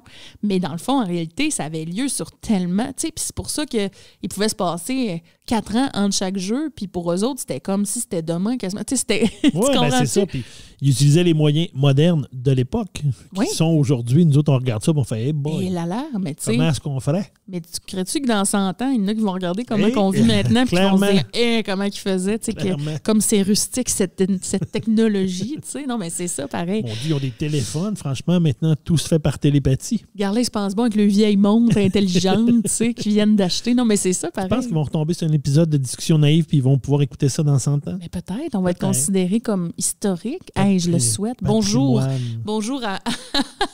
à mes descendants du futur. C'est descendants du futur, ouais. Je trouve ça malade. Mais bref, ça conclut ma chronique, mais ça m'a fait vraiment beaucoup réfléchir. Drôle. Puis il y a tellement de documentation qui a été gardée de Pierre de Coubertin. Tu parlais des lettres là, qu'il envoyait. Là. Il y en a une pièce remplie, puis c'est vraiment gardé là, comme des archives là, sous clé, tout ça. C'est un peu l'histoire des Jeux olympiques modernes. Mais il y en a des cartables et des cartables. Organiser quelque chose à cette époque-là, c'était ça. Puis il y a même le premier dessin des anneaux olympiques, parce que c'est lui qui les a dessinés, c'est lui qui a décidé le logo, si tu veux. Fait que bien intéressant. Puis quand on pourra de nouveau voyager, peut-être que j'irai visiter son musée. Il en a fait des choses, ce monsieur de Coubertin. Voilà. Et alors, ça conclut. Ben, c'était super intéressant, Vanessa. Écoute, moi, ma chronique, c'est ma chronique pot pourri. Comme je t'ai dit tantôt, là, j'ai eu de la misère un peu à me trouver des fils conducteurs parce qu'il y avait tellement de choses. Puis j'étais allé un peu pot pourri. Puis là, je pensais à notre entraînement. On a reparlé tantôt qu'on s'entraînait, tout ça. Puis tu en as parlé un peu. Et tu sais, de mon côté, je sais que toi, tu es très assidu. Puis de mon côté, j'ai un petit peu plus de misère. Évidemment, c'est le défi de ma vie pour mon entraînement. C'est de réussir à tout mélanger ça. Mais je me suis trouvé des outils, là, parce que naturellement, je suis vraiment pas quelqu'un de même non plus. Mais tu sais, je me suis justement questionné à comment est-ce qu'on pouvait se motiver pour s'entraîner. Alors, j'ai trouvé un peu, dans le fond, des façons de garder la motivation. Bien, premièrement, de commencer un pas à la fois. Donc, je pense qu'il faut toujours se dire, puis c'est vrai, quand on part trop à l'extrême, puis qu'on décide, je vais faire tel sport ou de l'entraînement, puis qu'on part en fou, bien, habituellement, on ne t'offre pas parce que c'est beaucoup trop souvent. Il faut y aller de façon plus progressive. Il faut être réaliste. C'est ça. Il faut se trouver aussi une motivation pour nous. Donc, puis tu sais, dans l'épisode précédent des passe-temps là, que vous avez peut-être écouté, donc on en a parlé, c'est important de faire ça pour nous autres. Donc, c'est vraiment pas si au regard des autres. La motivation, il faut que ça soit pour nous de le faire. Donc, ça, c'est très, très important. Il faut se donner des objectifs clairs et mesurables aussi. Donc, nos objectifs, il faut qu'on soit capable de les suivre, que ça soit clair, qu'on soit capable de le mesurer, puis que ça soit aussi des objectifs réalistes. Et ça, moi, mon gros défi, c'est qu'il faut faire de l'entraînement une priorité. Donc, c'est ça le gros défi. Donc, il faut vraiment toujours le mettre en priorisation puis dire, il faut que je le fasse, il faut que je le mette dans mon agenda. Choisir une activité qu'on aime aussi, puis miser sur le plaisir. Donc, ça, on en a déjà un peu parlé. C'est important d'aimer ça, c'est important d'avoir du plaisir. Moi, je fais du vélo, on a parlé, mais moi, j'aime ça, faire du vélo, j'aime ça, partir en vélo. Donc, c'est sûr que c'est beaucoup plus motivant. Tu me permets une petite parenthèse là-dessus? Moi, j'aime pas ça m'entraîner. Là. Je veux juste que ça soit clair. Tu fais pas ça par plaisir? J'aime pas ça, j'haïs ça même. Mais j'ai fait la paix avec ça, par exemple. Dans le sens que je me suis dit, garde, non, j'aime pas ça, mais j'aime, par exemple, les bienfaits que ça m'apporte. T'sais, après, je me sens bien, je suis fière de moi, puis je suis contente de l'avoir fait. Mais je pense que j'aimerais jamais ça, là, m'entraîner, puis c'est correct, je pense. Puis j'ai découvert aussi que ce qui est bon pour un n'est pas bon pour l'autre. Tu sais, comme il y a beaucoup de personnes qui écoutent de la musique, mettons, en s'entraînant, puis tu sais, ils se mettent de la musique d'entraînement. Moi, je l'ai essayé 2-3 entraînements, j'ai fait, j'aime pas ça. Moi, ce que j'aime, c'est écouter à la télé. Fait que là, ce que je fais, moi, je m'entraîne devant le temps d'une paix, Christian. Grimbin. Probablement la seule personne au Québec qui fait ça, mais c'est parce que tu sais que mon amour pour le temps d'une paix, j'adore cette émission-là. C'est tellement motivant, le temps d'une paix. Mais ça l'a pas l'air, mais c'est parce que je me mets ça comme... Je l'écoute pas vraiment, je le mets en fond, mais on dirait que ça m'enlève, tu sais, de la tête. Je me dis pas dans ma tête tout le long, je suis en train de faire des jumping jacks, j'aille ça. 2, 3. Je regarde la télé, puis je suis comme, mon Joseph Arthur à la marde. Je suis là, tu sais, puis je m'entraîne. Fait que, tu sais, ça me change les idées. Fait que petit truc en passant. Ah, mais c'est bon, ça, parce que moi, j'ai toujours focusé sur garder le plaisir. Moi, il faut que j'aie du plaisir, il faut que j'aime ça. Puis, tu sais, moi, je me donne toujours à 100% dans ce que je fais. Bon, mon 100% diminue au fil de mon entraînement ou de mon sport, mais j'essaie toujours de me donner au maximum. Mais moi, tu sais, toi, tu dis c'est la musique, ben moi, viens pas trop me déranger. Moi, je suis assez solitaire en sport. J'ai fait des sports d'équipe. Le vélo, je vais rouler avec des amis, on roule ensemble, mais je suis assez solitaire viens pas trop me dire go, go, go, envoie, vas-y, t'es capable. Parce que ça, c'est quelque chose que j'ai beaucoup de difficultés. Puis tu sais, j'ai fait de la course un certain temps, j'ai fait 2 années ou 3 la course de la relève ici, un 5 km. Mais bon, j'ai toujours dit, est-ce que je cours ou je marche vite? C'était pas très clair, mais je finissais dernier de la course 10-15 minutes après tout le monde, mais ça me dérangeait pas. J'étais capable de finir mon 5 km. Mais je détestais, moi, me faire...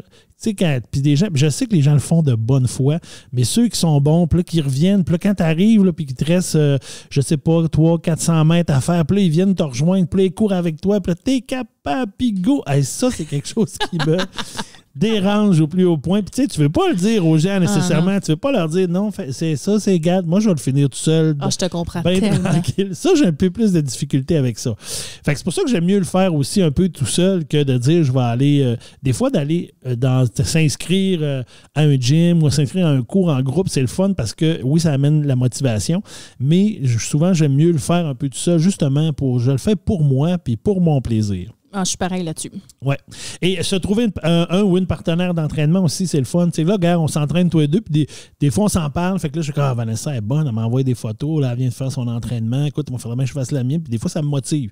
Puis encore cette semaine, un soir, là, j'étais, il faudrait que je m'entraîne, puis ça me tentait pas. Ma copine m'a envoyé une photo en disant, hey, je viens de faire mon entraînement, ça a bien été. Puis j'ai fait, hey, je devrais donc-tu faire mon entraînement moi aussi. Hein? Fait que là, je suis parti, puis finalement, je me suis entraîné bien satisfait après. C'est vrai parce qu'on s'entraîne jamais ensemble, on s'entend, mais non. On s'entraîne chacun de notre bord, mais on s'en parle, tu sais. Puis c'est vrai que c'est motivant. Tu sais, à un moment donné, tu m'as envoyé un Snapchat, il était genre 6 heures du matin, tu étais en train de t'entraîner. Moi, quand je me suis levée, comme à 9 h, j'ai vu ça puis j'ai fait hey, si Christian l'a fait à 6 h, là, moi, je peux-tu le faire à 9h30? Puis ça m'a motivé puis je me suis entraînée ce matin-là. Ben, j'essaye des fois de le faire parce que souvent le soir, hein, tu as ta journée de travail. C'est plus difficile, on dirait, de se motiver et de trouver l'énergie. Fait que là, des fois, j'essaye de me dire, mais moi aussi, je suis pas un gars, je suis un gars du matin, mais le matin, des fois, ça me prend du temps à me décoller. Fait que des fois, de me dire, je me lève à 6 h, 6 h 15, puis go, je descends au sous-sol, puis je décolle ma routine. Mais j'essaie, quand c'est possible, j'aime bien le faire là, puis ça te ravigote pour la journée aussi. Absolument. Moi, la partie très importante, la partie que je suis bon et que dans l'entraînement, ben c'est de s'accorder des jours de repos. Ça, c'est ça que j'ai pas trop de misère. Ça, ce bout-là, j'ai pas trop de difficultés. Et aussi, une autre façon de se motiver, ben, c'est de faire preuve de patience aussi. Donc, si on veut perdre du poids, on veut se mettre en forme, ben c'est sûr que dans la première semaine, tu ne verras pas nécessairement les bénéfices, tu vas en voir, mais ça va être plus subtil. C'est à force de persévérer que tu vas en avoir plus. Donc, il ne faut pas oublier d'être patient. Hey, moi, des fois, je repense à ma première journée que j'ai fait mon entraînement de kino, là, puis que je pleurais quasiment là, parce que j'ai pas été capable de le finir. Puis j'étais supposée de le faire genre 3 fois. J'ai même pas été capable de le finir 2 fois. Puis je me disais, c'est ben trop dur, je serais jamais capable. Puis aujourd'hui, je l'ai fait rapidement. Oui, je suis encore en sueur à la fin, mais j'ai vraiment évolué là-dedans. Fait que, moi, je me pèse pas d'abord parce que je le fais pas pour perdre du poids. Fait que je sais même pas combien j'ai perdu. Mais juste de voir que c'est plus facile de le faire, c'est un énorme motivateur. Oui, c'est sûr. Puis là, on parle de ça, mais les bienfaits, c'est quoi les bienfaits de faire du sport? On en a un peu abordé tantôt. Mais selon le magazine Coup de pouce, donc le sport augmenterait l'énergie. Puis souvent, on va se dire, je suis bien trop fatigué pour faire du sport, je suis trop fatigué, mais c'est une perception qui est erronée parce que dans le fond, c'est plus le manque d'exercice qui va souvent entraîner de la fatigue. Alors vraiment, c'est démontré par les études que quand tu fais du sport, tu as une augmentation de ton énergie. Ça aide à contrôler le poids aussi, évidemment, quand tu bouges, quand tu te déplaces, ben là, ça facilite pour le contrôle du poids.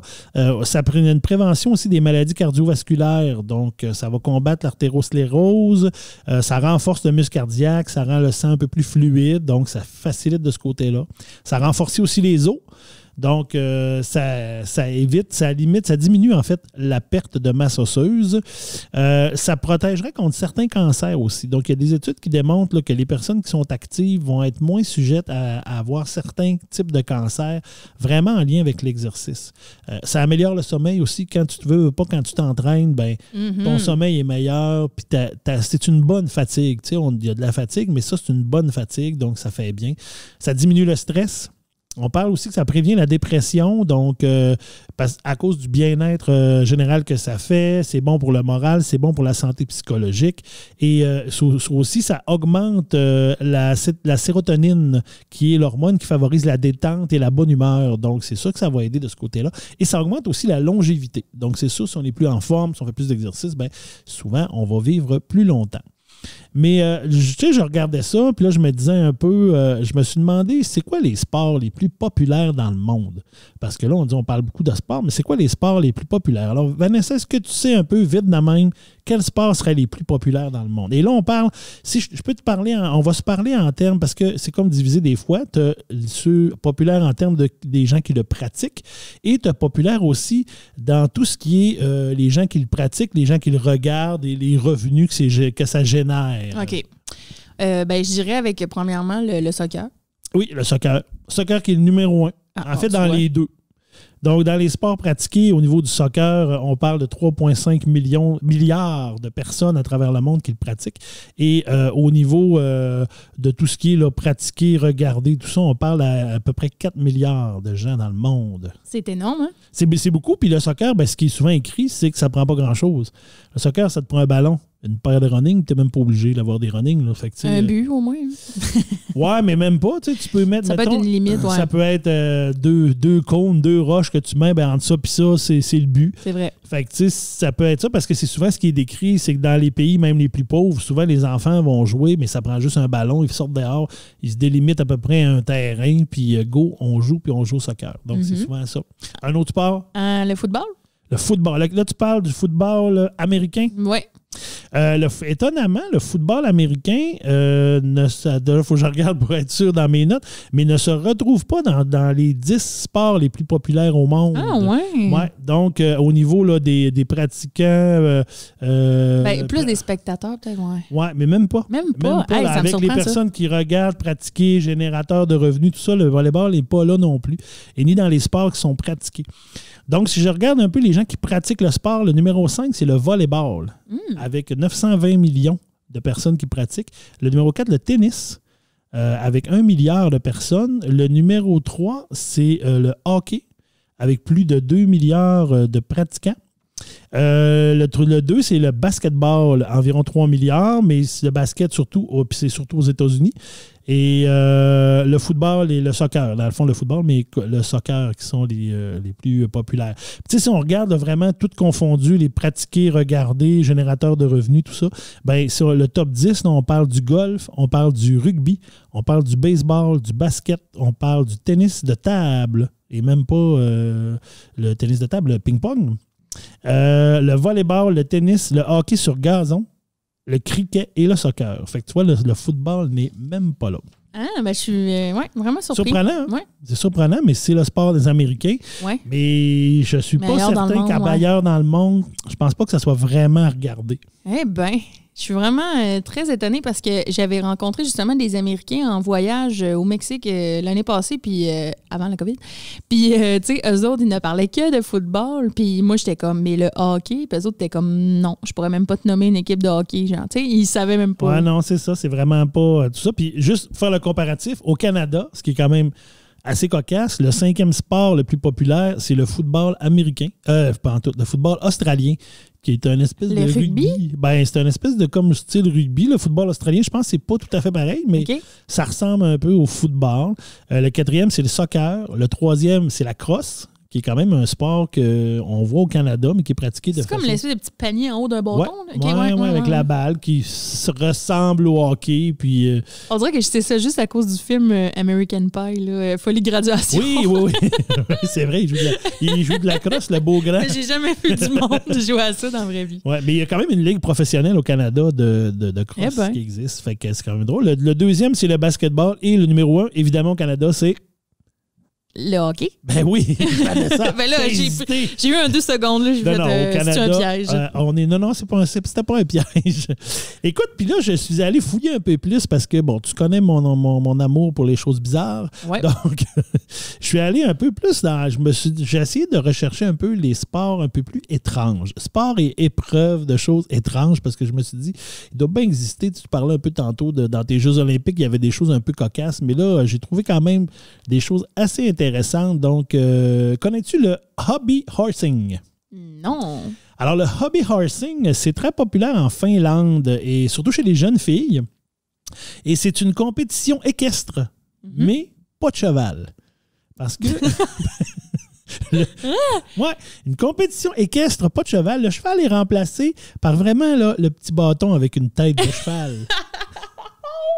Écoute, non, je suis allé voir des vidéos de ça sur YouTube. C'est assez fascinant. Alors, vous irez voir. On en mettra dans les commentaires. Mais écoute, c'est vraiment la même chose qu'une compétition équestre. Il y a des sauts d'obstacles, il y a des figures et il y a même du dressage que tu peux faire. Mais là, c'est vraiment drôle. Du dressage de bâton avec une tête, là, ça n'a comme pas de sens. En fait, c'est que la personne, le bâton, il est toujours comme assise dessus. Et le dressage, c'est qu'elle reproduit comme les pas, tu sais, les chevaux, on les voit faire le trot, le galop, la pointe un peu, ils pointent, je connais pas tout ce sport-là, quand ils marchent de côté, et la personne reproduit vraiment la même chose qui est fait dans les choses. C'est donc gênant.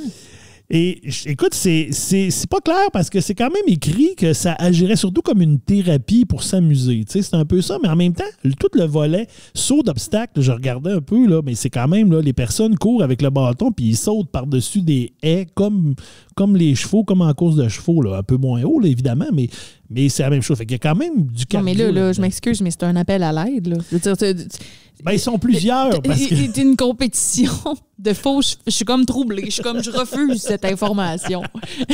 Ben, écoute, tu iras voir des petites vidéos de ça. C'est vraiment drôle. Et puis, ça se passe dans des arènes, dans des gymnases, pour la plupart, ce que j'ai vu dans les gymnases. Mais j'ai même vu des adultes faire ça. Genre, ils étaient 8. Une espèce de chorégraphie de hopping, de hobby horsing, et sur vraiment comme les chevaux, là, sur une espèce de grand aréna avec de la terre, puis des trucs, puis ils sont tous bien habillés, checkés avec un petit veston, un chapeau, et écoute, puis ils s'en vont. C'est un peu là, tu sais que tu vas nous mettre cette vidéo-là en lien en dessous de l'épisode. Oui, là, parce oui, que, oui, je vais vous mettre ça en lien ça, parce que c'est cocasse, mais c'est ça, on sait pas trop. Tu regardes ça, puis tu te dis un peu comme toi, c'est-tu fake, c'est-tu pas fake? Mais tu sais, quand ils disent que c'est plus comme une thérapie pour s'amuser, ben peut-être que c'est parti un peu plus de quelque chose pour faire bouger. C'est dans le fun, là, tu sais, ouais. Ben, mais je trouve ça beau en même j'imagine. temps, tu sais, je veux dire que des gens se regroupent et qu'ils soient assez nombreux pour faire des compétitions, Mais c'est quand même drôle de voir qu'ils reproduisent vraiment ce que tu fais dans une compétition équestre avec un cheval, mais il n'y a pas de cheval, puis c'est la personne qui... On se porte une ligue à Dolbeau? Ben, je suis pas sûr.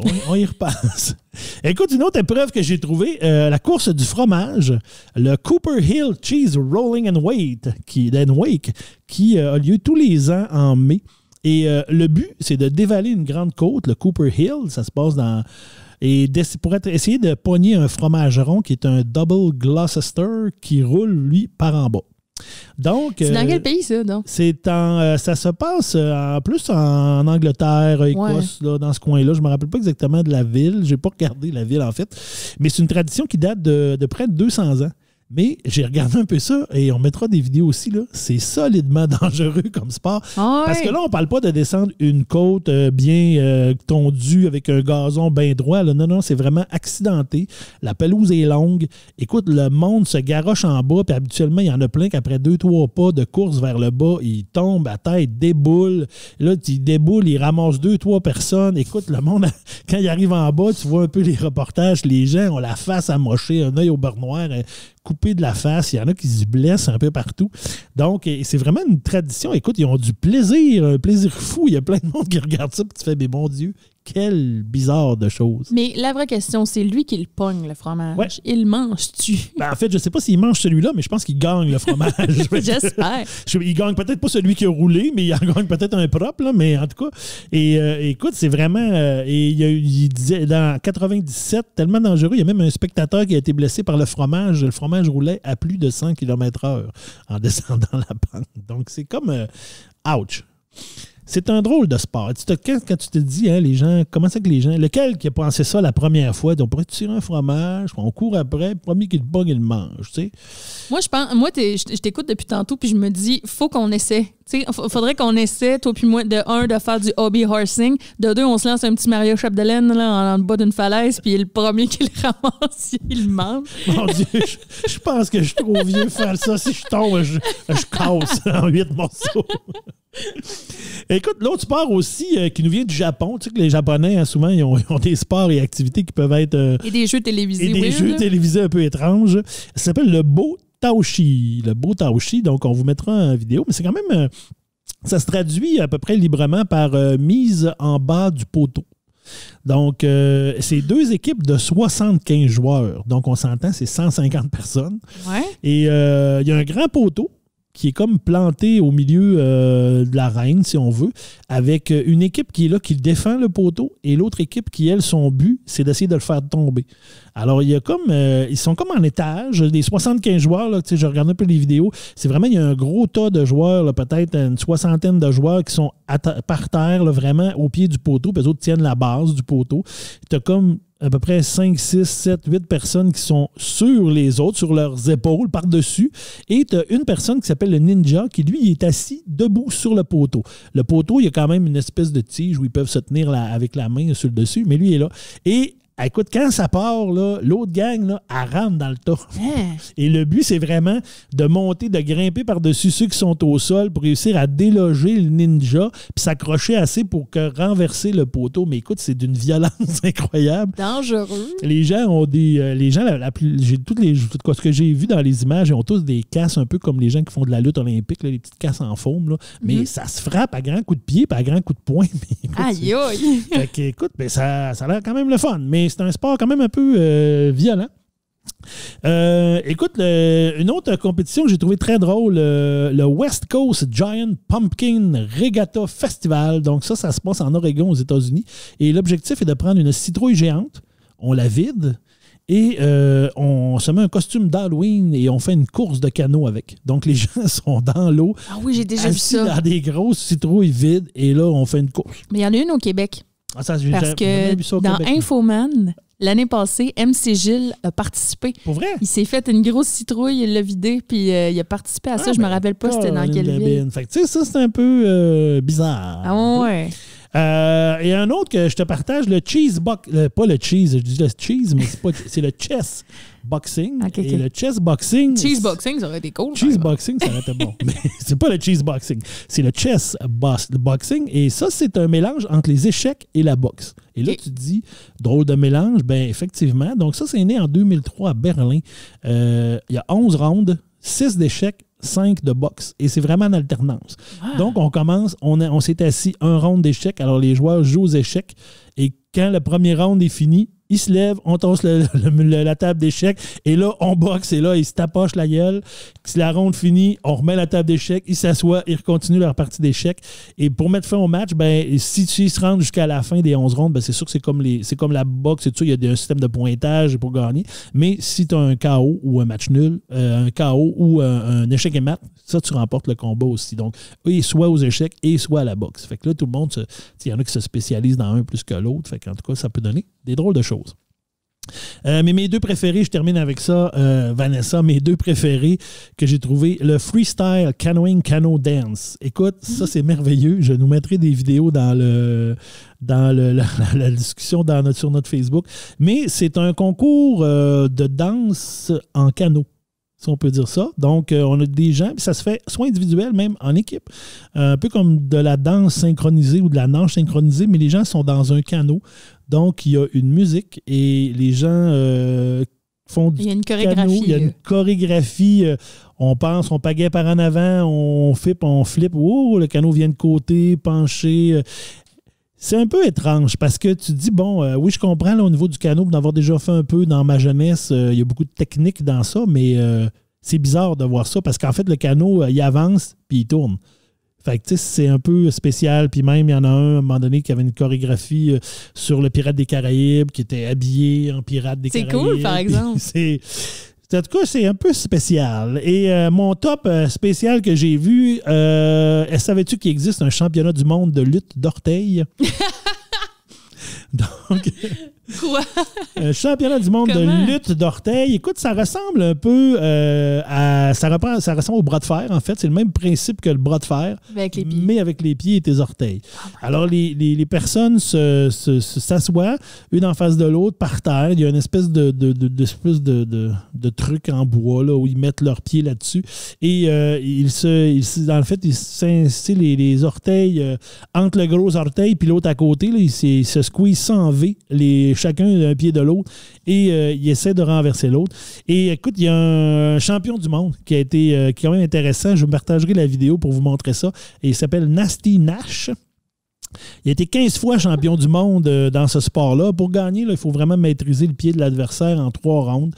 C'est pas clair dans les vidéos. Là. Il n'y a pas beaucoup de vidéos là-dessus. Puis quand tu regardes, c'est pas clair exactement qu'est-ce qu'il faut qu'il fasse. Un moment donné, il se passait de quoi. Puis là, il a gagné. Puis là, j'ai fait, je sais pas trop qu'est-ce qui s'est passé au niveau du pied, mais il a gagné. Ça a été inventé dans les années 70 dans un pub du Derbyshire. Là, dans un pub. Dans un pub. Make sense. Tu vois que ça a parti d'une couple de personnes en boisson. Puis l'idée, c'était de faire un sport que tout le monde pouvait participer. Et fait que là, lui, Nasty Nash prend quand même ça au sérieux. Il fait 2 heures d'entraînement par jour pour muscler ses épaules et son dos, parce que c'est un sport que tu fais assis par terre, pas adossé, pas rien. Il fait aussi des stretches d'orteils avec des bandes élastiques à tous les jours. Et puis, il y a des orteils tellement forts qu'il est capable de briser des œufs avec le bout de ses orteils. Et puis, il y a même un record là, qui était capable de casser 49 œufs en 1 heure. Et de son propre aveu, il pourrait hypnotiser les poulets. Mais ça, apparemment, c'est une autre histoire. Mais écoute, Vanessa, voilà. Cool. C'était mon pot pourri de ma chronique. C'était très intéressant, tout ça. Merci beaucoup. Puis je repense à ton affaire d'orteil. Puis je ris parce que je connais quand même beaucoup de monde que ça les écarte vraiment beaucoup les pieds. Là, je pense à mon amie Stéphanie, entre autres. Je sais pas si elle va écouter ça, mais je l'entends d'ici faire toucher le pied d'un autre avec mon pied. Et les pieds, ben il faut qu'ils soient propres. Parce que il faut pas que tu ailles, mettons, tu sais, la mycose. Là, mettons quelqu'un tu sais, parce que ça peut... Ils disent à la télé, c'est contagieux. Faites attention. Mais quelqu'un qui voudrait partager sa mycose, ben, aller faire un tour au pas. Ben, c'est un bon truc. Bon. Alors, ce serait mon tour. On serait rendu aux chroniques imposées. Oui. Pourquoi tu voulais que je te parle de sport extrême, là? Ben, un peu comme je t'ai dit tantôt, moi, ça me fascine. Ben, ça me fascine, c'est un grand mot, mais je trouve ça toujours... moi, je te l'ai déjà dit, je l'ai déjà dit dans d'autres épisodes, j'aime ça comprendre. Puis moi, c'est beaucoup, je me demande toujours qu'est-ce qui pousse les gens à genre faire de l'escalade de building comme le Français, que je me rappelle plus de son nom, mais qui était venu à Montréal il y a quelques années, qui part puis qui décide qu'il monte un building, mais pas de corde, pas rien. Il part, go. Il se met les mains dans une petite poudre blanche, puis go, on part, puis on monte jusqu'en haut. Puis... Mais qu'est-ce qui te pousse à faire ça? Parce qu'à chaque fois que tu mets ta main quelque part, ben tu peux glisser, puis tu vas te tuer. Là. C'est pas compliqué. Là. Ce n'est que ça. Ben, tu sais, à travers ma lecture, ma recherche, je sais pas pourquoi, j'ai pas de réponse. Tu sais, pourquoi qu'il y en a qui trippent sur les sports extrêmes, mais j'ai des pistes. Tu sais, c'est sûr que ça t'amène une adrénaline incroyable, tu sais, qui va te faire sentir bien. Puis t'en parlais tantôt, le sport, la sérotonine, tout ça. Oui, c'est une question d'hormones, tu sais. Puis il y a le fait aussi de se dépasser, de se mettre en danger, qui est vraiment stimulant pour des gens. Pas pour moi, de toute évidence. Tu sais, moi, je ne ferais jamais de sport extrême, je sais, là. Mais quand même, tantôt, tu as parlé qu'on pourrait se faire une petite course de fromage avec un Maria Chapdelaine. Ben ça, ce serait mon genre de sport extrême. Quand tu verras les vidéos, il y a quand même de l'extrême dans ça. Je sais, mais je me dis, si on est 2, c'est peut-être un peu moins dangereux que si on est 75. On est 20. Ouais. Mais, tu sais, pour dire que, bon, là, je suis allée un peu, tu sais, je me suis dit, dans le fond, un sport extrême, ça dépend de la personne. Tu sais, peut-être que moi, là, tu me mets dans un marathon de 10 km, m'a dire une affaire, ça va être extrêmement tabarnouche là, pour moi là, de réussir ça. Là, mon corps va être au bout du rouleau. Là, fait que ça dépend vraiment de la personne. Puis il y en a qui ont peur de rien dans la vie, là, ou qui ont ce besoin-là de se mettre en danger. Ça leur donne du pouvoir, je pense. C'est comme de braver la mort, en fait. Ouais. C'est comme, hey, moi, j'ai réussi, puis aussi de battre des records. Ça peut être stimulant aussi pour certaines personnes. Ça peut être des adolescents qui sont des adultes qui sont restés adolescents. Quand on pense à l'adolescence avec justement là, le défi, la mort, la peur, tu sais, qu'il ne m'arrivera rien, puis la pensée magique de l'adolescence, il ne m'arrivera rien à moi. Fait que c'est peut-être des gens qui restent pognés dans leur adolescence, mais qui avancent en âge. Ben, je peux pas te dire... Je peux pas la réponse, ça doit être différente, en fait, pour chaque personne. Il faudrait qu'on demande à des gens qui en font, parce que je sais pas, toi, si tu as déjà fait quelque chose qui se rapproche d'un sport extrême, style le bungee ou... Non, je penserais pas, non. Moi non plus. Pas vraiment. En fait, j'ai une petite anecdote. Je t'ai sûrement déjà raconté ça, mais je pense que je vais la raconter pour le bénéfice des gens qui l'ont jamais entendu. Moi, je considère que j'ai déjà fait un sport extrême parce que j'ai déjà été en rafting. Hey, tu m'as jamais conté ça, ça me dit rien. Écoute, j'étais dans l'Ouest canadien. Moi, j'ai passé un été dans l'Ouest comme à peu près tous les jeunes Québécois. Quand j'ai eu 18 ans, j'avais passé un été en Alberta. Et je me suis fait des amis là-bas. Puis on était comme 4 filles du Québec. Puis on avait rencontré 4 gars de Winnipeg qui travaillaient avec nous autres dans l'hôtel où on travaillait. Puis on avait comme chacun nos maisons. Puis tout. Puis c'était vraiment... On dirait que je raconte Occupation Double, mais c'était vraiment moins luxueux que ça. Mais il y avait moins de voyages aussi. Il y avait pas mal moins de voyages. Mais c'était cool. Tu sais, on s'était vraiment bien à donner avec ces gars-là. Puis, à un moment donné, dans l'été, il y a quelqu'un qui dit « Hey, il faudrait qu'on aille en rafting. Il y en a à côté, tu sais. Puis c'est vraiment beau. C'est sur la Horseshoe River. C'est de la belle eau comme turquoise. Tu sais, un peu, c'est vraiment cool, tout ça. » Fait que là, moi, qui est zéro... Dans ton innocence de ta jeunesse. Oui, mais qui est naïve là-dedans et aussi qui... Tu sais, je n'avais jamais fait de rafting, mais je le savais que j'allais pas aimer ça. Tu sais, c'est comme un mélange de plein de peur, tu sais, de se noyer, de tomber dans l'eau frette, de se blesser. Possibles. Mais comme je veux pas être la seule qui reste à l'hôtel puis tu sais d'avoir l'air poche devant tous nos amis, je me dis ben ouais, tu sais je serais game, OK. Tu sais je regarde un peu le site web, me fait écoute, je suis ici pour probablement la seule fois dans ma vie, je vois pas de raison de pas aller vivre cette expérience-là puis de me dépasser là-dedans. Quelle erreur. Fait que là on arrive là-bas puis on parle un peu avec les guides et tout ça. Puis là, il fallait comme choisir notre degré, tu comprends? Là, tu sais, t'avais comme, mettons, facile, moyenne, débutant, difficile. Intermédiaire, avancé peut-être aussi. Oui. Puis là... Savoir quelle fourche de la rivière tu vas prendre. Oui, mais tu sais, on avait un guide, là, mais tu sais, on est dans l'autobus puis on est en train de se rendre là-bas. Puis là, première épreuve, hein, je vois-tu rentrer dans le wetsuit? Et ça, c'est la première question parce que là, t'es comme... Ça existe-tu des wetsuits plus size? Parce que là, moi, c'est-tu stretch, ça, un wetsuit? Ça s'étire-tu? Fait que, première épreuve, fait que là, bon, je me trouve un wetsuit qui me fait, là, tu sais, je le zip, puis tout. Puis là, j'ai un petit casse, tu sais, un petit casse en orange. Puis là, je suis dans le fond de l'autobus, puis je suis blanche. Là, je suis comme, qu'est-ce que je m'en vais faire là, tu sais? Puis là, toutes mes amies, les autres, ils triplent, ils sont comme, ouais, ça va être malade. On va prendre la plus dure. On va prendre la plus dure. Puis là, moi, je suis comme... Mais non, mais s'il vous plaît, on peut-tu prendre au moins la deuxième, mettons, tu sais?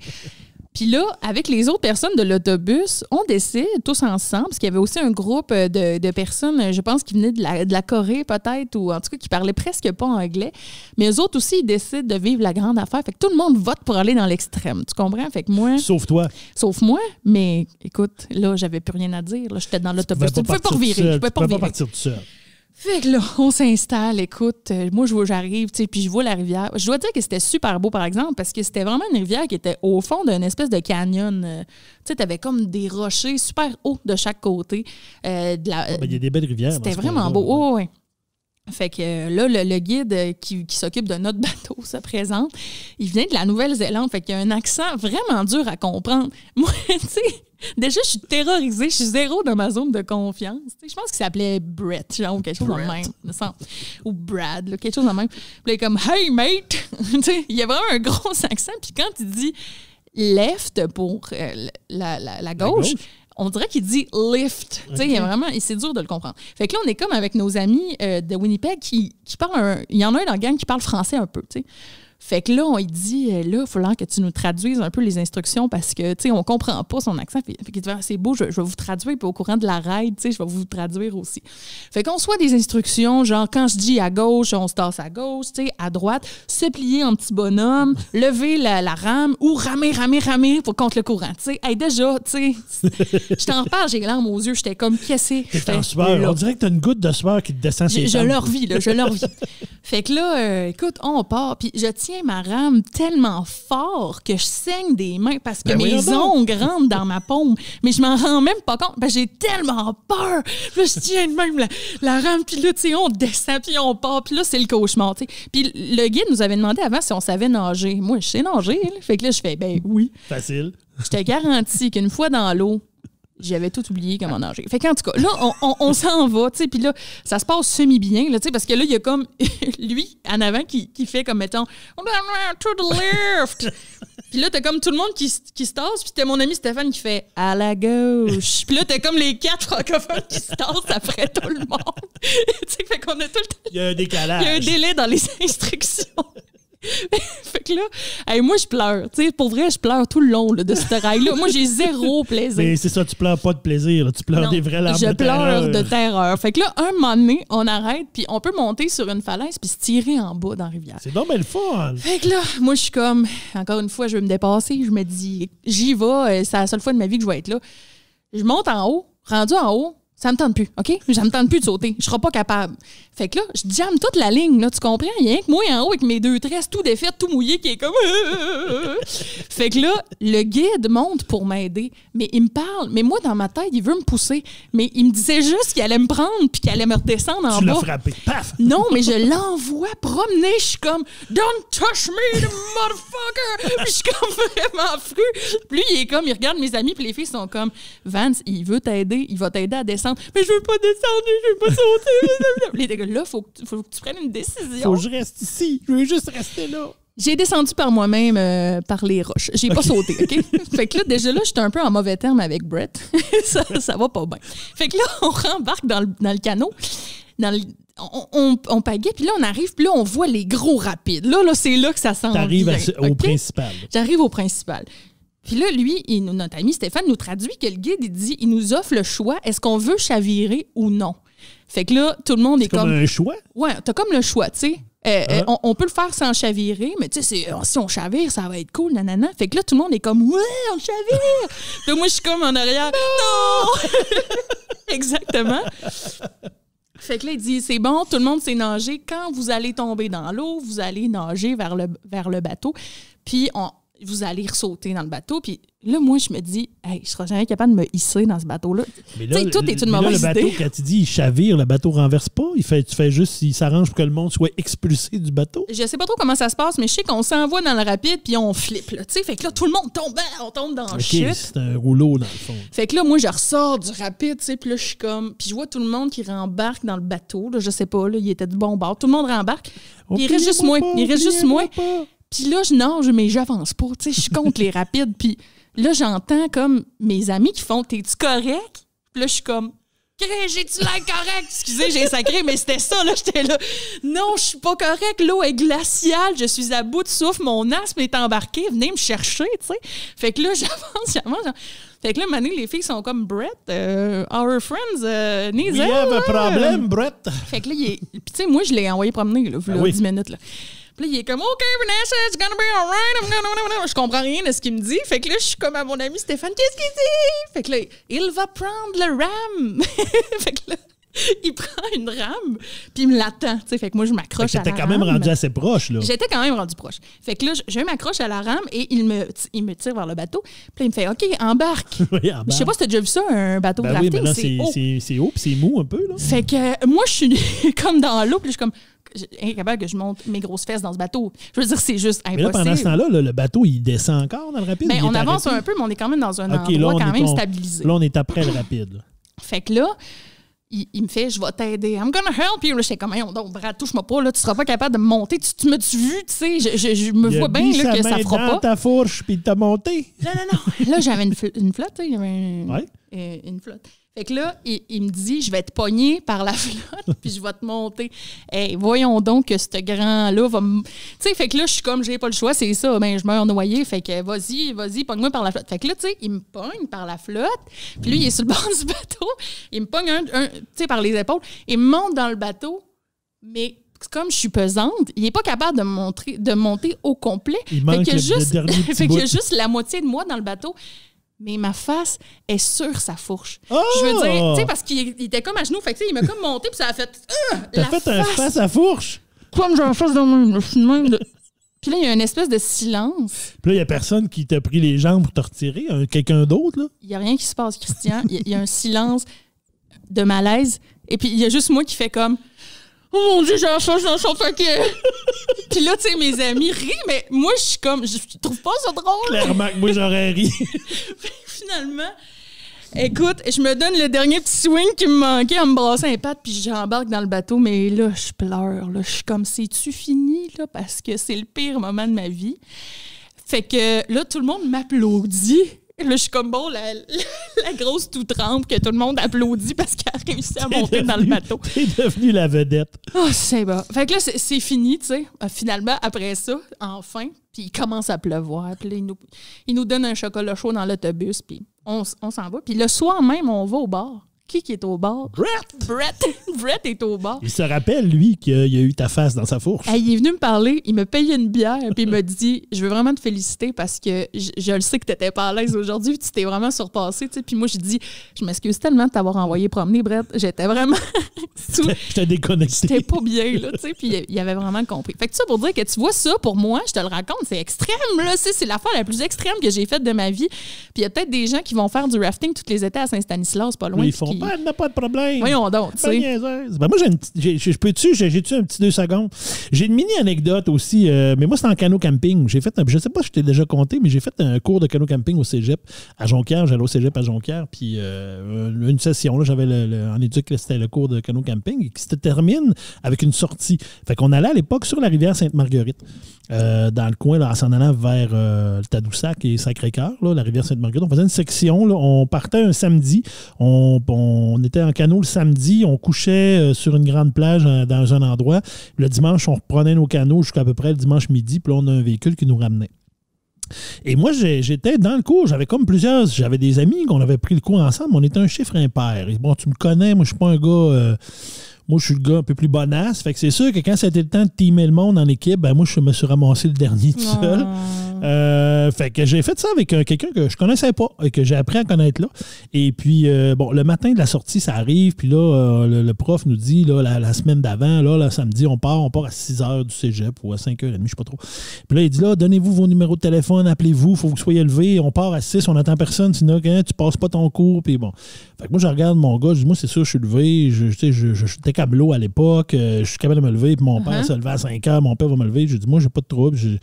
Fait que lui, il me dit, hey, moi non plus, c'est sûr. Puis je savais qu'il restait pas loin du cégep en appartement. C'était un gars de Sainte-Jeanne-d'Arc, me semble, si ma mémoire est bonne. Fait que finalement, samedi matin arrive, moi je me lève, je m'en viens au cégep, je suis prêt. Fait que là, le prof, il est où chose? Évidemment, mon partner, lui. Et pas là. Et là, moi, je fais comme, bon, OK, je sais qu'il reste dans ce coin-là. Fait que là, moi, le prof dit, va le voir. Fait que je pars à la course à 6 h du matin, de m'en aller, cogner à la porte où je sais qu'il reste. Il répond pas. Son auto est là, mais il répond pas. Là, je fais de la merde. Fait que là, j'arrive au proche, j'ai dit, il répond pas, de la merde. Il t'a pas son numéro de téléphone. Ben non, on se l'est pas dit, il m'a dit qu'il se réveillerait. Fait que on s'est pas échangé nos numéros de téléphone. Non. Le prof dit de la merde, on part. Fait que là, je me ramasse ça. La première journée, j'ai fait dans le fond, parce que le prof avait un accompagnateur dans le coin de 5 h de Sainte-Rose-du-Nord. Il prenait un de ses amis qui venait nous accompagner pour être 2 adultes. Puis, fait que la première journée, je l'ai faite avec lui. Mais jusqu'à à peu près, je te dirais, l'heure du midi, où environ un coin de la rivière, à un moment donné, mon partner qui avait une auto était là sur le bord en disant « Oh là, oh là! » Fait que là, il embarque dans le canot. Mais tu sais bien que ça commence mal notre fin de semaine. Puis que le samedi, avant d'arriver à l'endroit où on couchait, où on dormait, arrive le rapide, le plus important qu'on a à faire dans cette randonnée de canot camping-là. Puis là, ben, on se rappelle tout. On se rappelle de tout ce qu'il nous a dit dans le cours. Puis là, tout le monde y va un par un. Tu sais, on est comme... on se met tout sur le côté avant le rapide. Puis là, tout le monde y va. Puis là, le prof regarde. Le prof, il va en premier. Il nous montre un peu à passer dans ce coin-là et tout ça. Et dans le cours, à un moment donné, on avait vu qu'en canot camping, tu pouvais si tu te ramassais des fois, il ne fallait pas que tu te ramasses de côté sur une roche, parce que souvent, le prof nous avait dit, si tu te ramasses de côté, à côté sur une roche, ben la force de l'eau souvent peut faire plier le canot. Fait que, on avait ça en tête. Oui. Fait qu'écoute, à un moment donné, nous autres, ben là, on se ramasse encore les derniers à passer, ou je pense qu'on était dans les derniers. Puis là, après ça, vraiment, tout le monde était arrêté sur le bord. On était à la plage où on montait les tentes. Et là, je pars avec mon buddy, que je connais pas tant, puis qui n'a pas été là du début de la journée. Moi, je fais, ça me tente pas d'être avec lui. Puis en tout cas, bref, on descend et arrive ce qu'il faut pas qu'il arrive, à peu près dans le milieu. On rentre d'une roche, et une assez grosse roche, et le canot tourne de côté. Fait que là, les deux pognent. Lui, il était en avant, il pogne la chienne, il a débarqué sa roche. Non! Mais il t'a laissé. Non. Il a débarqué sa roche, mais il a mis sa main sur le canot pour le tenir en avant. Alors, qu'est-ce que le canot a fait? Le canot, il a viré de bord. Et moi, je suis dans le canot. Lui, il est sur la roche, il tient le canot et le courant s'en va par en arrière. Fait que moi, je suis dans le canot et je fais comme, mais qu'est-ce que tu fais? On est à l'envers! Oh mon Dieu! Écoute, ça a tout pris. Et là, j'entends mes chums qui sont sur la plage, ça rit. Il rit. Oh. On se fait traiter de tous les noms, de tout ce que tu veux. Écoute, ça n'a pas de sens. Okay. Fait que là, mais ça a tout pris parce que lui, il a eu peur de l'histoire du canot qui pète en deux. Fait que lui, il a paniqué, il a débarqué. Mais là, il est en plein milieu. Là, imagine, au moins, il a tenu. S'il avait fallu qu'il ne tienne pas le canot et que j'aille continuer tout seul, là, tu fais comme, ben oui, mais il va faire quoi? On le laisse-tu là? On va le chercher. Il est pogné sa roche. On fait venir l'hélicoptère de la base Babagodville pour faire un sauvetage. Et bref, à un moment donné, à force de dire, oui, mais rembarque. Fait que là, écoute, il a rembarqué. On a réussi à se dépatouiller. On n'a pas chaviré. Mais ça a été toujours une anecdote que dans le sport un peu extrême, en lien avec le rafting, que tu dis, moi, le gars qui débarque en plein milieu puis que je me ramasse à l'envers, tu sais, parce que faire un rapide dans le bon sens, c'est quand même, ben, ça se fait bien, c'est un grand mot, là, mais ça se fait. Mais quand tu es à l'envers, là, tu dis, bon, comment il faut que je me parte de reculons, puis il faut qu'on soit capable de se virer parce qu'on veut pas le descendre à reculons, le rapide, pour voir où est-ce qu'on va, au moins minimalement. Fait que, bref, c'était mon anecdote de canot. Oh mon Dieu! Hey, mais c'est bon, je l'ai vécu avec toi, on dirait, je l'imagine, le gars, ça c'est comme... C'est plus ton ami, ce gars-là, hein, sûrement. En fait, je me rappelle même plus c'est qui. C'est même pas son nom. Parce que c'était pas une personne que je connaissais. Je l'ai vu dans cette session-là, puis je l'ai jamais revu après. Puis on n'étudiait pas dans la même concentration. Fait que c'est vraiment juste qu'on s'est ramassés dans ce cours-là ensemble. Ben oui. Hey, mais merci pour ton anecdote. Puis, tu sais, je m'avais préparé une chronique sur le sport extrême. Finalement, ça fait 20 minutes qu'on compte nos affaires, mais je peux te faire quand même un peu rapidement. Là, j'avais fait en fait un top 10 des sports les plus dangereux au monde. Okay. Fait que les sports que je ne ferai jamais. Fait qu'en 10e position, il y a la plongée en apnée. Ben, tu sais un peu c'est quoi? C'est tu vas plonger, mais sans aucune oxygène. Là, c'est vraiment en retenant ton souffle, en fait, là, avec de l'équipement quand même, comme un tuba, tout ça, mais c'est avec ton souffle à toi. Et tu vas descendre. Des fois, c'est même les gens vont se mettre des poids pour descendre dans des endroits vraiment creux. Et la personne qui détient le record de la plus creuse plongée en apnée, c'est Arnaud Gérald. C'est un Français et c'est 122 mètres de profondeur. Ça lui a pris 3 minutes 24. Donc, retiens ton souffle pendant 3 minutes 24. Pas sûr, moi, essayer. Je ferai pas toute là. Et d'ailleurs, les gens qui font de la plongée en apnée vont souvent, après, sécréter une hormone qui veut dire, si tu vas à l'hôpital et tout ça, ça veut dire que ton cerveau est en train d'avoir des parties qui se détruisent. Donc, c'est quand même assez dangereux. En 9e, le cliff diving. Le cliff diving, c'est... il y a d'ailleurs la compétition Red Bull Cliff Diving qui existe là, depuis 2009, où on va toujours dans un pays différent, puis c'est juste de sauter en bas d'une falaise. Puis pour faire des points, il faut que tu fasses des passes, là, des flips, puis des coups de pied, puis des affaires. Là, puis c'est toujours en milieu naturel. Fait que vraiment, mettons, sauter en bas d'une chute ou en bas de... Des fois, ça va être un building, mais c'est ça. Fait que c'est super dangereux. Il y a quelque chose qui te retient ou pas? Il n'y a rien qui te retient, mais à la fin, tu atterris, par exemple, soit dans l'eau ou sur un truc gonflable. OK. Fait que vraiment, mais t'es pas attaché. Rien, pas attaché, pas de parachute. C'est 27 mètres de haut, quand même. C'est quand même haut. C'est quand même très, très haut. Après ça, tu as le vélo tout-terrain ou le vélo de montagne qu'on appelle. Puis là, tu sais, je parle surtout des circuits non officiels, parce qu'il y a quand même des trails, là, si on veut, des sentiers de vélo de montagne qui existent. Mais il y a des gens qui en font sur le top de des montagnes ou sur des routes là, qui sont vraiment minces. Là, on voit souvent ça, des vidéos avec une GoPro. Genre à vlog. C'est genre, il n'y a pas large. Il y a le pneu, puis après ça, il n'y a pas beaucoup. Pas très large de chaque côté du pneu. Oui, donc bien dangereux, on peut se blesser assez facilement. En 7e position, le surf. Le surf qui existe depuis des centaines d'années, probablement inventé à Hawaï, mais on ne s'entend pas encore à ce jour dans le monde où est-ce que ça a été inventé, peut-être aux Philippines aussi, on ne sait pas. C'est dangereux de se noyer, évidemment, parce que si tu surfes sur une grosse vague puis tu tombes, ben, souvent tu vas être pris comme dans le roulant de la vague, puis c'est possible de se noyer, de se cogner la tête aussi. Beaucoup d'accidents de surf arrivent comme ça, ou d'être croqué par un requin. Et voilà. qui est toujours J'espérais que tu allais me dire ça aussi comme danger. En numéro 6, le ski freeride. Ça, c'est, ça le dit, du ski dans une piste libre. Donc, on va partir souvent en hélicoptère du top d'une montagne, puis on va descendre jusqu'en bas. Puis justement, tu parlais de vlog, là, il y avait un petit gars de 13 ans qui faisait du freeride. Tu l'as vu? Oups, pardon. Je pense que c'était là quelques semaines, mais c'est fou, là. Il a 13 ans, puis c'est son père qui le filme, puis il fait ça. Là, il part en hélicoptère, puis il descend des montagnes. Fourette. Après ça, tu as l'escalade sur glace. Ça le dit, aller escalader de la glace, mais des fois, ça va être des chutes d'eau gelée, par exemple, ou tu as des périodes de l'année où tu peux juste le faire là, puis c'est dangereux parce que la glace, ça casse. Ben oui. Donc, il y a beaucoup d'accidents qui arrivent à ce moment-là. L'escalade en solo intégral, ça, c'est en fait de l'escalade solo, mais où ce que tu n'es pas attaché. Ou ce que tu le fais, comme un peu, tu parlais des gens qui escaladent des buildings, ça peut être considéré comme ça aussi.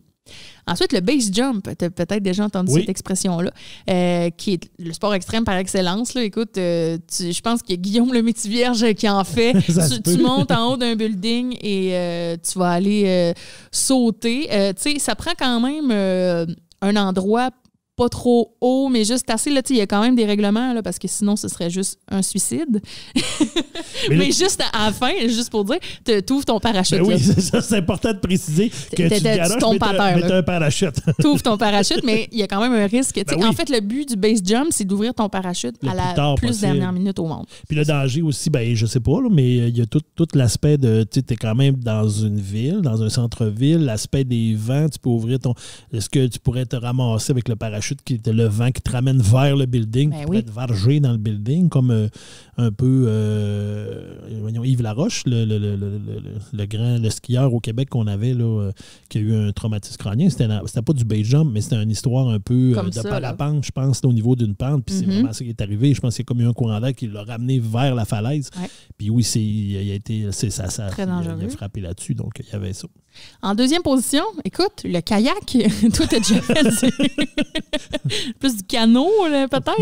Mais c'est moins extrême un peu. On parle bien sûr du kayak de rivière et ça se pratique beaucoup dans le haut du lac. Oui. Sur la Chouette-Mouchouane, il y a beaucoup de rapides qui existent seulement à une certaine période de l'année. Je pense au rapide Arcan, entre autres, à la hauteur de Saint-Félicien, où il y a des jeunes partout dans le monde qui viennent pratiquer le canot dans les rapides. Oui, puis dans le secteur de Saint-Stanislas, ici, dans le nord, ici au Lac-Saint-Jean, on a quand même une rivière qui est reconnue de façon internationale. Puis il y a quelques années, on a d'ailleurs eu un championnat du monde, ou en tout cas une épreuve du championnat du monde, une compétition du championnat du monde de canot de freestyle canoeing. Puis c'était vraiment intéressant parce que il y a beaucoup des gens qui étaient ici à Dolbeau. Je me rappelle où on a le pont, puis il y a quand même un rapide intéressant. Souvent, ils étaient là, puis ils se sont amusés à tester nos rapides dans le coin. On a quand même beaucoup de rapides ici. Ben oui, c'est ça. Ils font ça habituellement. Il me semble que c'était en tout cas au printemps, donc souvent avec la fonte des neiges et tout ça. Donc, les rivières sont hautes, donc les rapides sont assez puissants. Exactement. Et le sport le plus dangereux au monde, ce serait le highline. En fait, c'est du slackline extrême. Tu sais quoi, une slackline? Ben, ça, c'est l'espèce de funambule que tu montes 2 arbres puis tu marches dessus. Là, exactement. Ben, il y a des gens qui vont mettre cette corde-là, qui est assez large quand même, et sur laquelle tu dois marcher en funambule, entre 2 sommets de montagne, par exemple. Pourquoi pas? Et ils vont aller traverser ça, et même très souvent ne seront pas attachés d'aucune façon, aucune sécurité. Fait que moi, c'est sûr que je ne ferais jamais ça. Et il y a beaucoup de gens qui ont perdu la vie de cette façon-là. Fait que là, il faut vraiment que tu ailles le goût du risque. Il faut vraiment que tu aies le goût du risque, puis je sais pas, faut que tu marches à l'adrénaline parce que je veux dire là, tu te dis, c'est pas si je tombe, me casse pas un bras, là, je meurs. C'est pas. C'est ça le. Et voilà. Fait que ça conclut. J'espère que ça t'a plu, que j'ai relevé ton défi. C'est intéressant. Puis on a même pu se raconter nos anecdotes de canot. On s'aperçoit qu'on a des anecdotes qui se ressemblent à la dernière fois. Épisode, pour vrai, c'était un peu épeurant. Puis c'est pas arrangé. Là. On pourrait penser que c'est arrangé, mais non, ce n'est pas arrangé. Ben écoute, moi, Vanessa, pour terminer avec ma chronique, on parle quand même. C'est la chronique qui nous a imposé que Emma t'a suggéré de m'imposer, donc sur le bodybuilding. Donc Emma, qui est une kinésiologue, Emma Joseph, qui dans le secteur de Trois-Rivières, puis qui s'entraîne beaucoup, puis qui est musclé, mais correct. Qui est fine comme un ange, qui nous juge pas, puis qui nous comprend vraiment. Elle est vraiment gentille. Fait qu'on la salue encore une fois. Vraiment. Et donc, le bodybuilding, d'abord, je te dirais un peu la définition du bodybuilding. C'est une discipline et un art de la performance qui consiste principalement à développer sa masse musculaire dans un but esthétique, puis à l'exhiber en exécutant des poses plastiques codifiées, isolément ou enchaînées dans une chorégraphie. Donc, c'est un peu ça l'idée du bodybuilding. Puis c'est très, quand tu lis un peu, puis effectivement, c'est assez...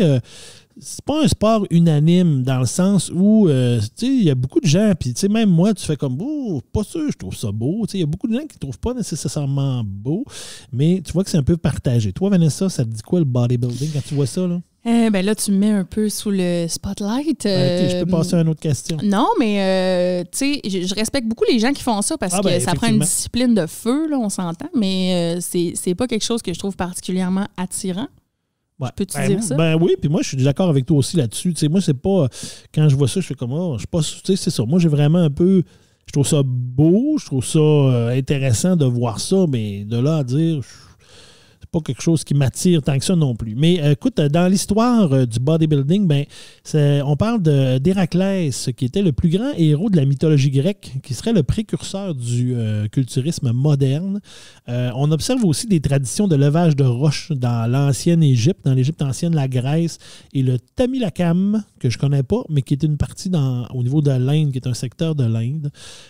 Puis au niveau occidental, c'est plus entre les années 1800 et de 1880 à 1953 en Europe. Okay. Ça va se développer un petit peu plus, là, mais surtout axé avec des exploits de force en public.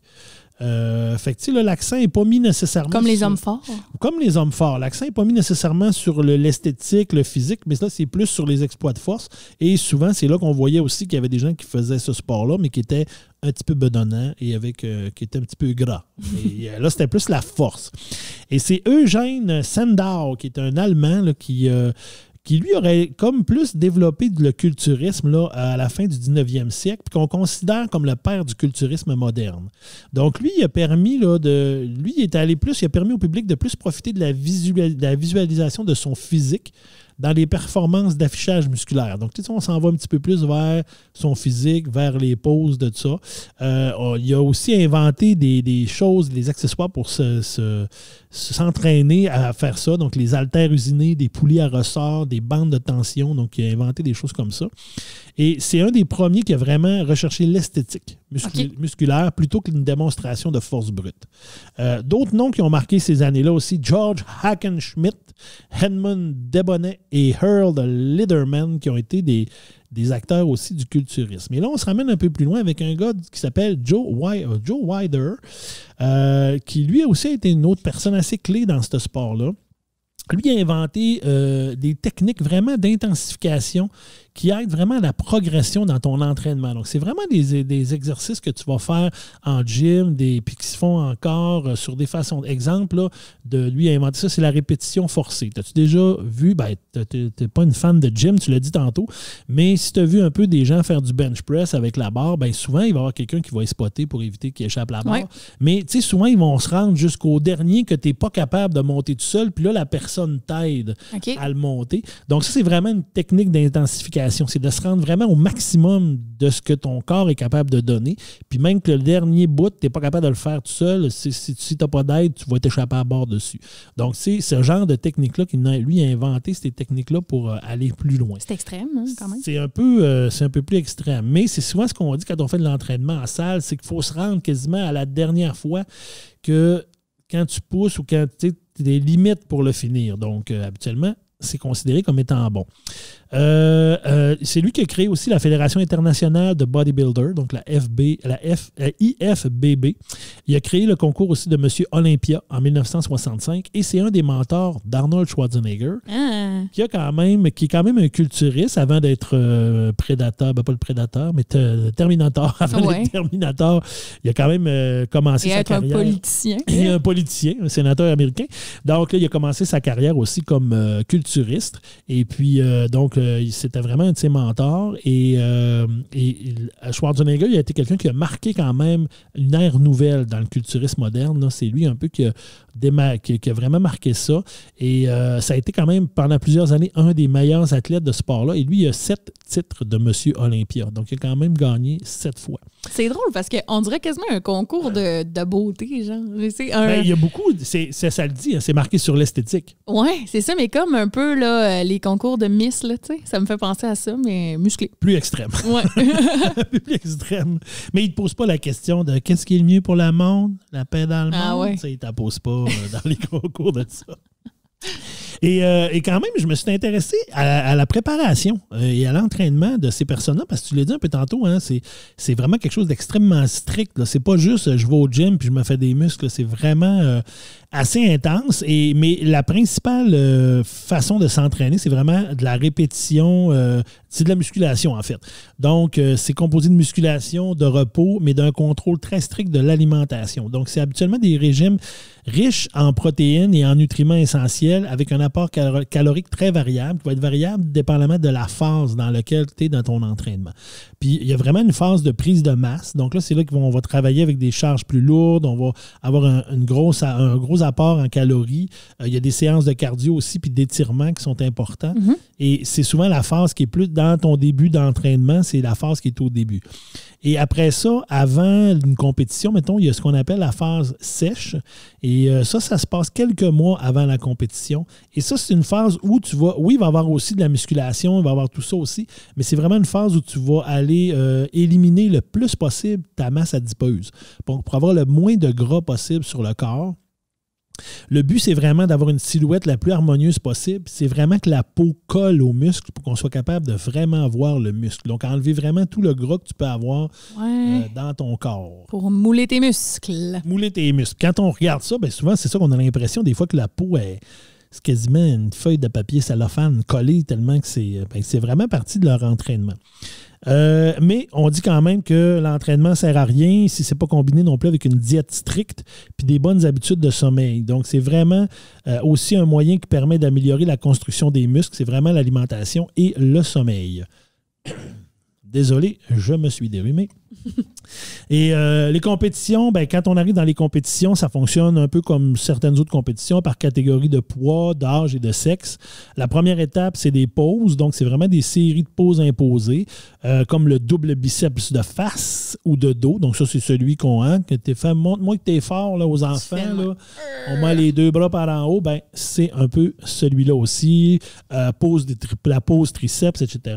Et ça se termine avec une chorégraphie sur une musique du choix du concurrent, une chorégraphie qui est libre, et les gens vont chorégraphier les poses à travers ça. Il y a un costume. Le costume. Oui, c'est ce qu'on a en tête. Là, le costume obligatoire. Donc, pour la femme, on parle du bikini. Donc, c'est obligatoire. Et pour l'homme, c'est le maillot slip style speedo. Donc, ça, c'est vraiment le costume qui est... La petite bobette shiny. La petite bobette shiny qui est vraiment là. Et c'est obligatoire. Et ça, tu vois, des fois, on regarde ça et on se dit, voyons, ils sont donc bien bronzés. Puis ça a l'air fake, le bronzage un peu. Mais c'est obligatoire de s'enduire d'un tan en spray ou d'une crème teintée. Et l'objectif de ça, c'est que ça fait mieux ressortir la découpe des muscles. Donc, ça permet de mieux voir la découpe des muscles. Donc, c'est vraiment pour ça. C'est même pas une question de style, dans le fond. Non, c'est vraiment probablement pour les juges, pour bien voir les muscles et tout ça. Puis, je regardais quelques photos, quelques images. Entre autres, il y avait une femme que j'ai vu une photo. Puis là, je trouvais ça vraiment cocasse parce que, écoute, son corps est à peu près brun chocolat, mais sa face est bien blanche. Fait que là, je me disais, OK. Ah ben. Fait que tu dis, c'est pas naturel, elle n'a pas mis d'en face. Tout ça. Il y a quand même des impacts sur la santé de ça. C'est un entraînement qui est très strict, c'est très exigeant. Donc, c'est sûr que ça peut entraîner du surentraînement. Donc, j'ai dit beaucoup de mots entraînement dans la dernière phrase, mais c'est important. Donc, d'où l'importance d'avoir des bonnes périodes de repos. C'est sûr ça peut occasionner des blessures aussi au niveau des articulations parce que c'est quand même intense comme entraînement. Il y a quand même tout le dopage aussi qui existe dans ce sport-là. Le dopage qui est beaucoup avec des stéroïdes anabolisants. Donc, puis ça amène des risques là, au niveau les stéroïdes, on en sait un peu, le changement de personnalité, de l'impuissance, forte pilosité, de l'acné dans le dos, même des problèmes cardiaques et rénaux. Donc, il y a vraiment des risques de ce côté-là. Et dans le fond, puis quelques signes de surentraînement. On parle de surentraînement, donc souvent des douleurs musculaires prolongées, récupération plus lente, une fatigue qui persiste, diminution de la motivation, difficulté à dormir. Donc, c'est vraiment des signes de surentraînement qu'il va falloir faire attention. Donc, écoute, Vanessa, là-dessus, on parle d'entraînement et tout ça. Je termine ma chronique en disant mes 3 signes que je trouve que tu t'es peut-être surentraîné. Ah, okay. À un moment donné que je me suis questionné, c'est quoi les signes? Fait que je me dis, 3 signes. Premièrement, quand ta main n'est plus capable de rejoindre ta bouche, d'après moi, tu t'es trop entraîné. Quand tu n'es pas capable d'enlever ton T-shirt toi-même. c'est parce que là, il y a peut-être un gros problème.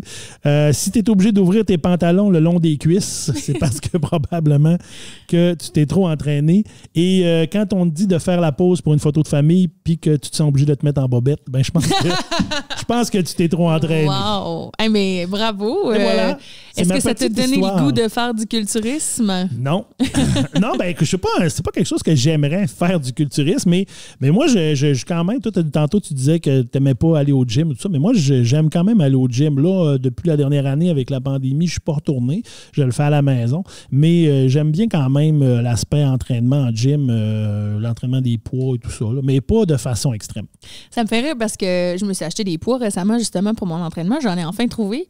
Puis là, ma mère a dit... Ils sont pesants quand même. Elle m'a dit, fais attention, tu as des gros muscles. Elle était vraiment sincèrement inquiète. Comme si demain, j'allais être Arnold Schwarzenegger parce que j'avais des seins livres. Ouais, écoute, ça fait comme pas...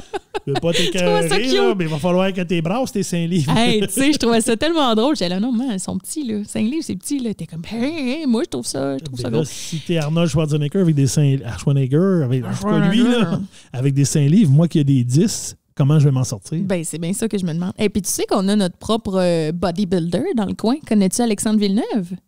As-tu déjà entendu parler de lui? Non. Je pense qu'il vient de Saint-Félicien, si je ne me trompe pas. Mais peut-être que je me trompe. Mais c'est un gars qui vient du Haut-du-Lac puis qui fait du culturisme là, depuis longtemps. Là, tu pourras le chercher si tu veux voir des photos. Ben oui. C'est très, très, très impressionnant. Là. Il était extrêmement musclé, comme un culturiste. Là. C'est vraiment ça qu'il fait. C'est comme le but d'être extrêmement musclé. C'est vraiment impressionnant à voir. Puis c'est ça. Moi, ça m'impressionne au bout, là, la discipline que ça prend. Oui, ben c'est une très grande discipline. Hey, ça serait. On conclurait comme ça. On conclurait là-dessus. Écoute, bel épisode encore. Toujours le fun, toujours un plaisir. On s'est encore raconté plein d'anecdotes. Fait que si vous voulez, comme Emma, nous proposer des chroniques imposées, que ce soit à Christian ou à moi, ou même des thèmes ou des sujets que vous aimeriez qu'on aborde, il y a plein de manières de le faire. Vous pouvez nous écrire sur notre page Facebook. Vous pouvez nous écrire un courriel aussi. On a la discussion naïve à commercial@gmail.com si jamais c'est par courriel que ça se passe pour vous. En message privé ou juste nous écrire là, en dessous de notre épisode. Puis vous n'êtes pas obligé de... si vous avez une idée de chronique, pas obligé de relier ça à un thème. Nous autres, on s'organisera pour le faire fitter dans un des thèmes qu'on aura. Puis si ça ne fit pas, ben on fera un thème libre une semaine au pire, puis on dira, on y va avec nos chroniques là, qui seront inspirées de plein d'affaires. Hey, je te remercie, Christian, merci, d'avoir Vanessa, fait encore un autre épisode avec moi. Toujours un grand plaisir. Merci. Bien fun de faire ça le matin. Et faire ça cool, dans le jour, comme ça, c'est bien intéressant aussi.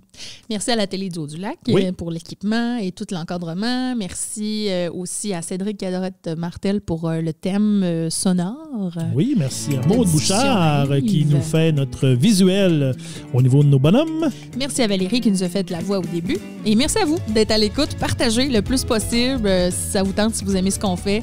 Continuez de nous écouter puis continuez de nous parler pour qu'on sache un petit peu puis qu'on vous entende, qu'on vous lise.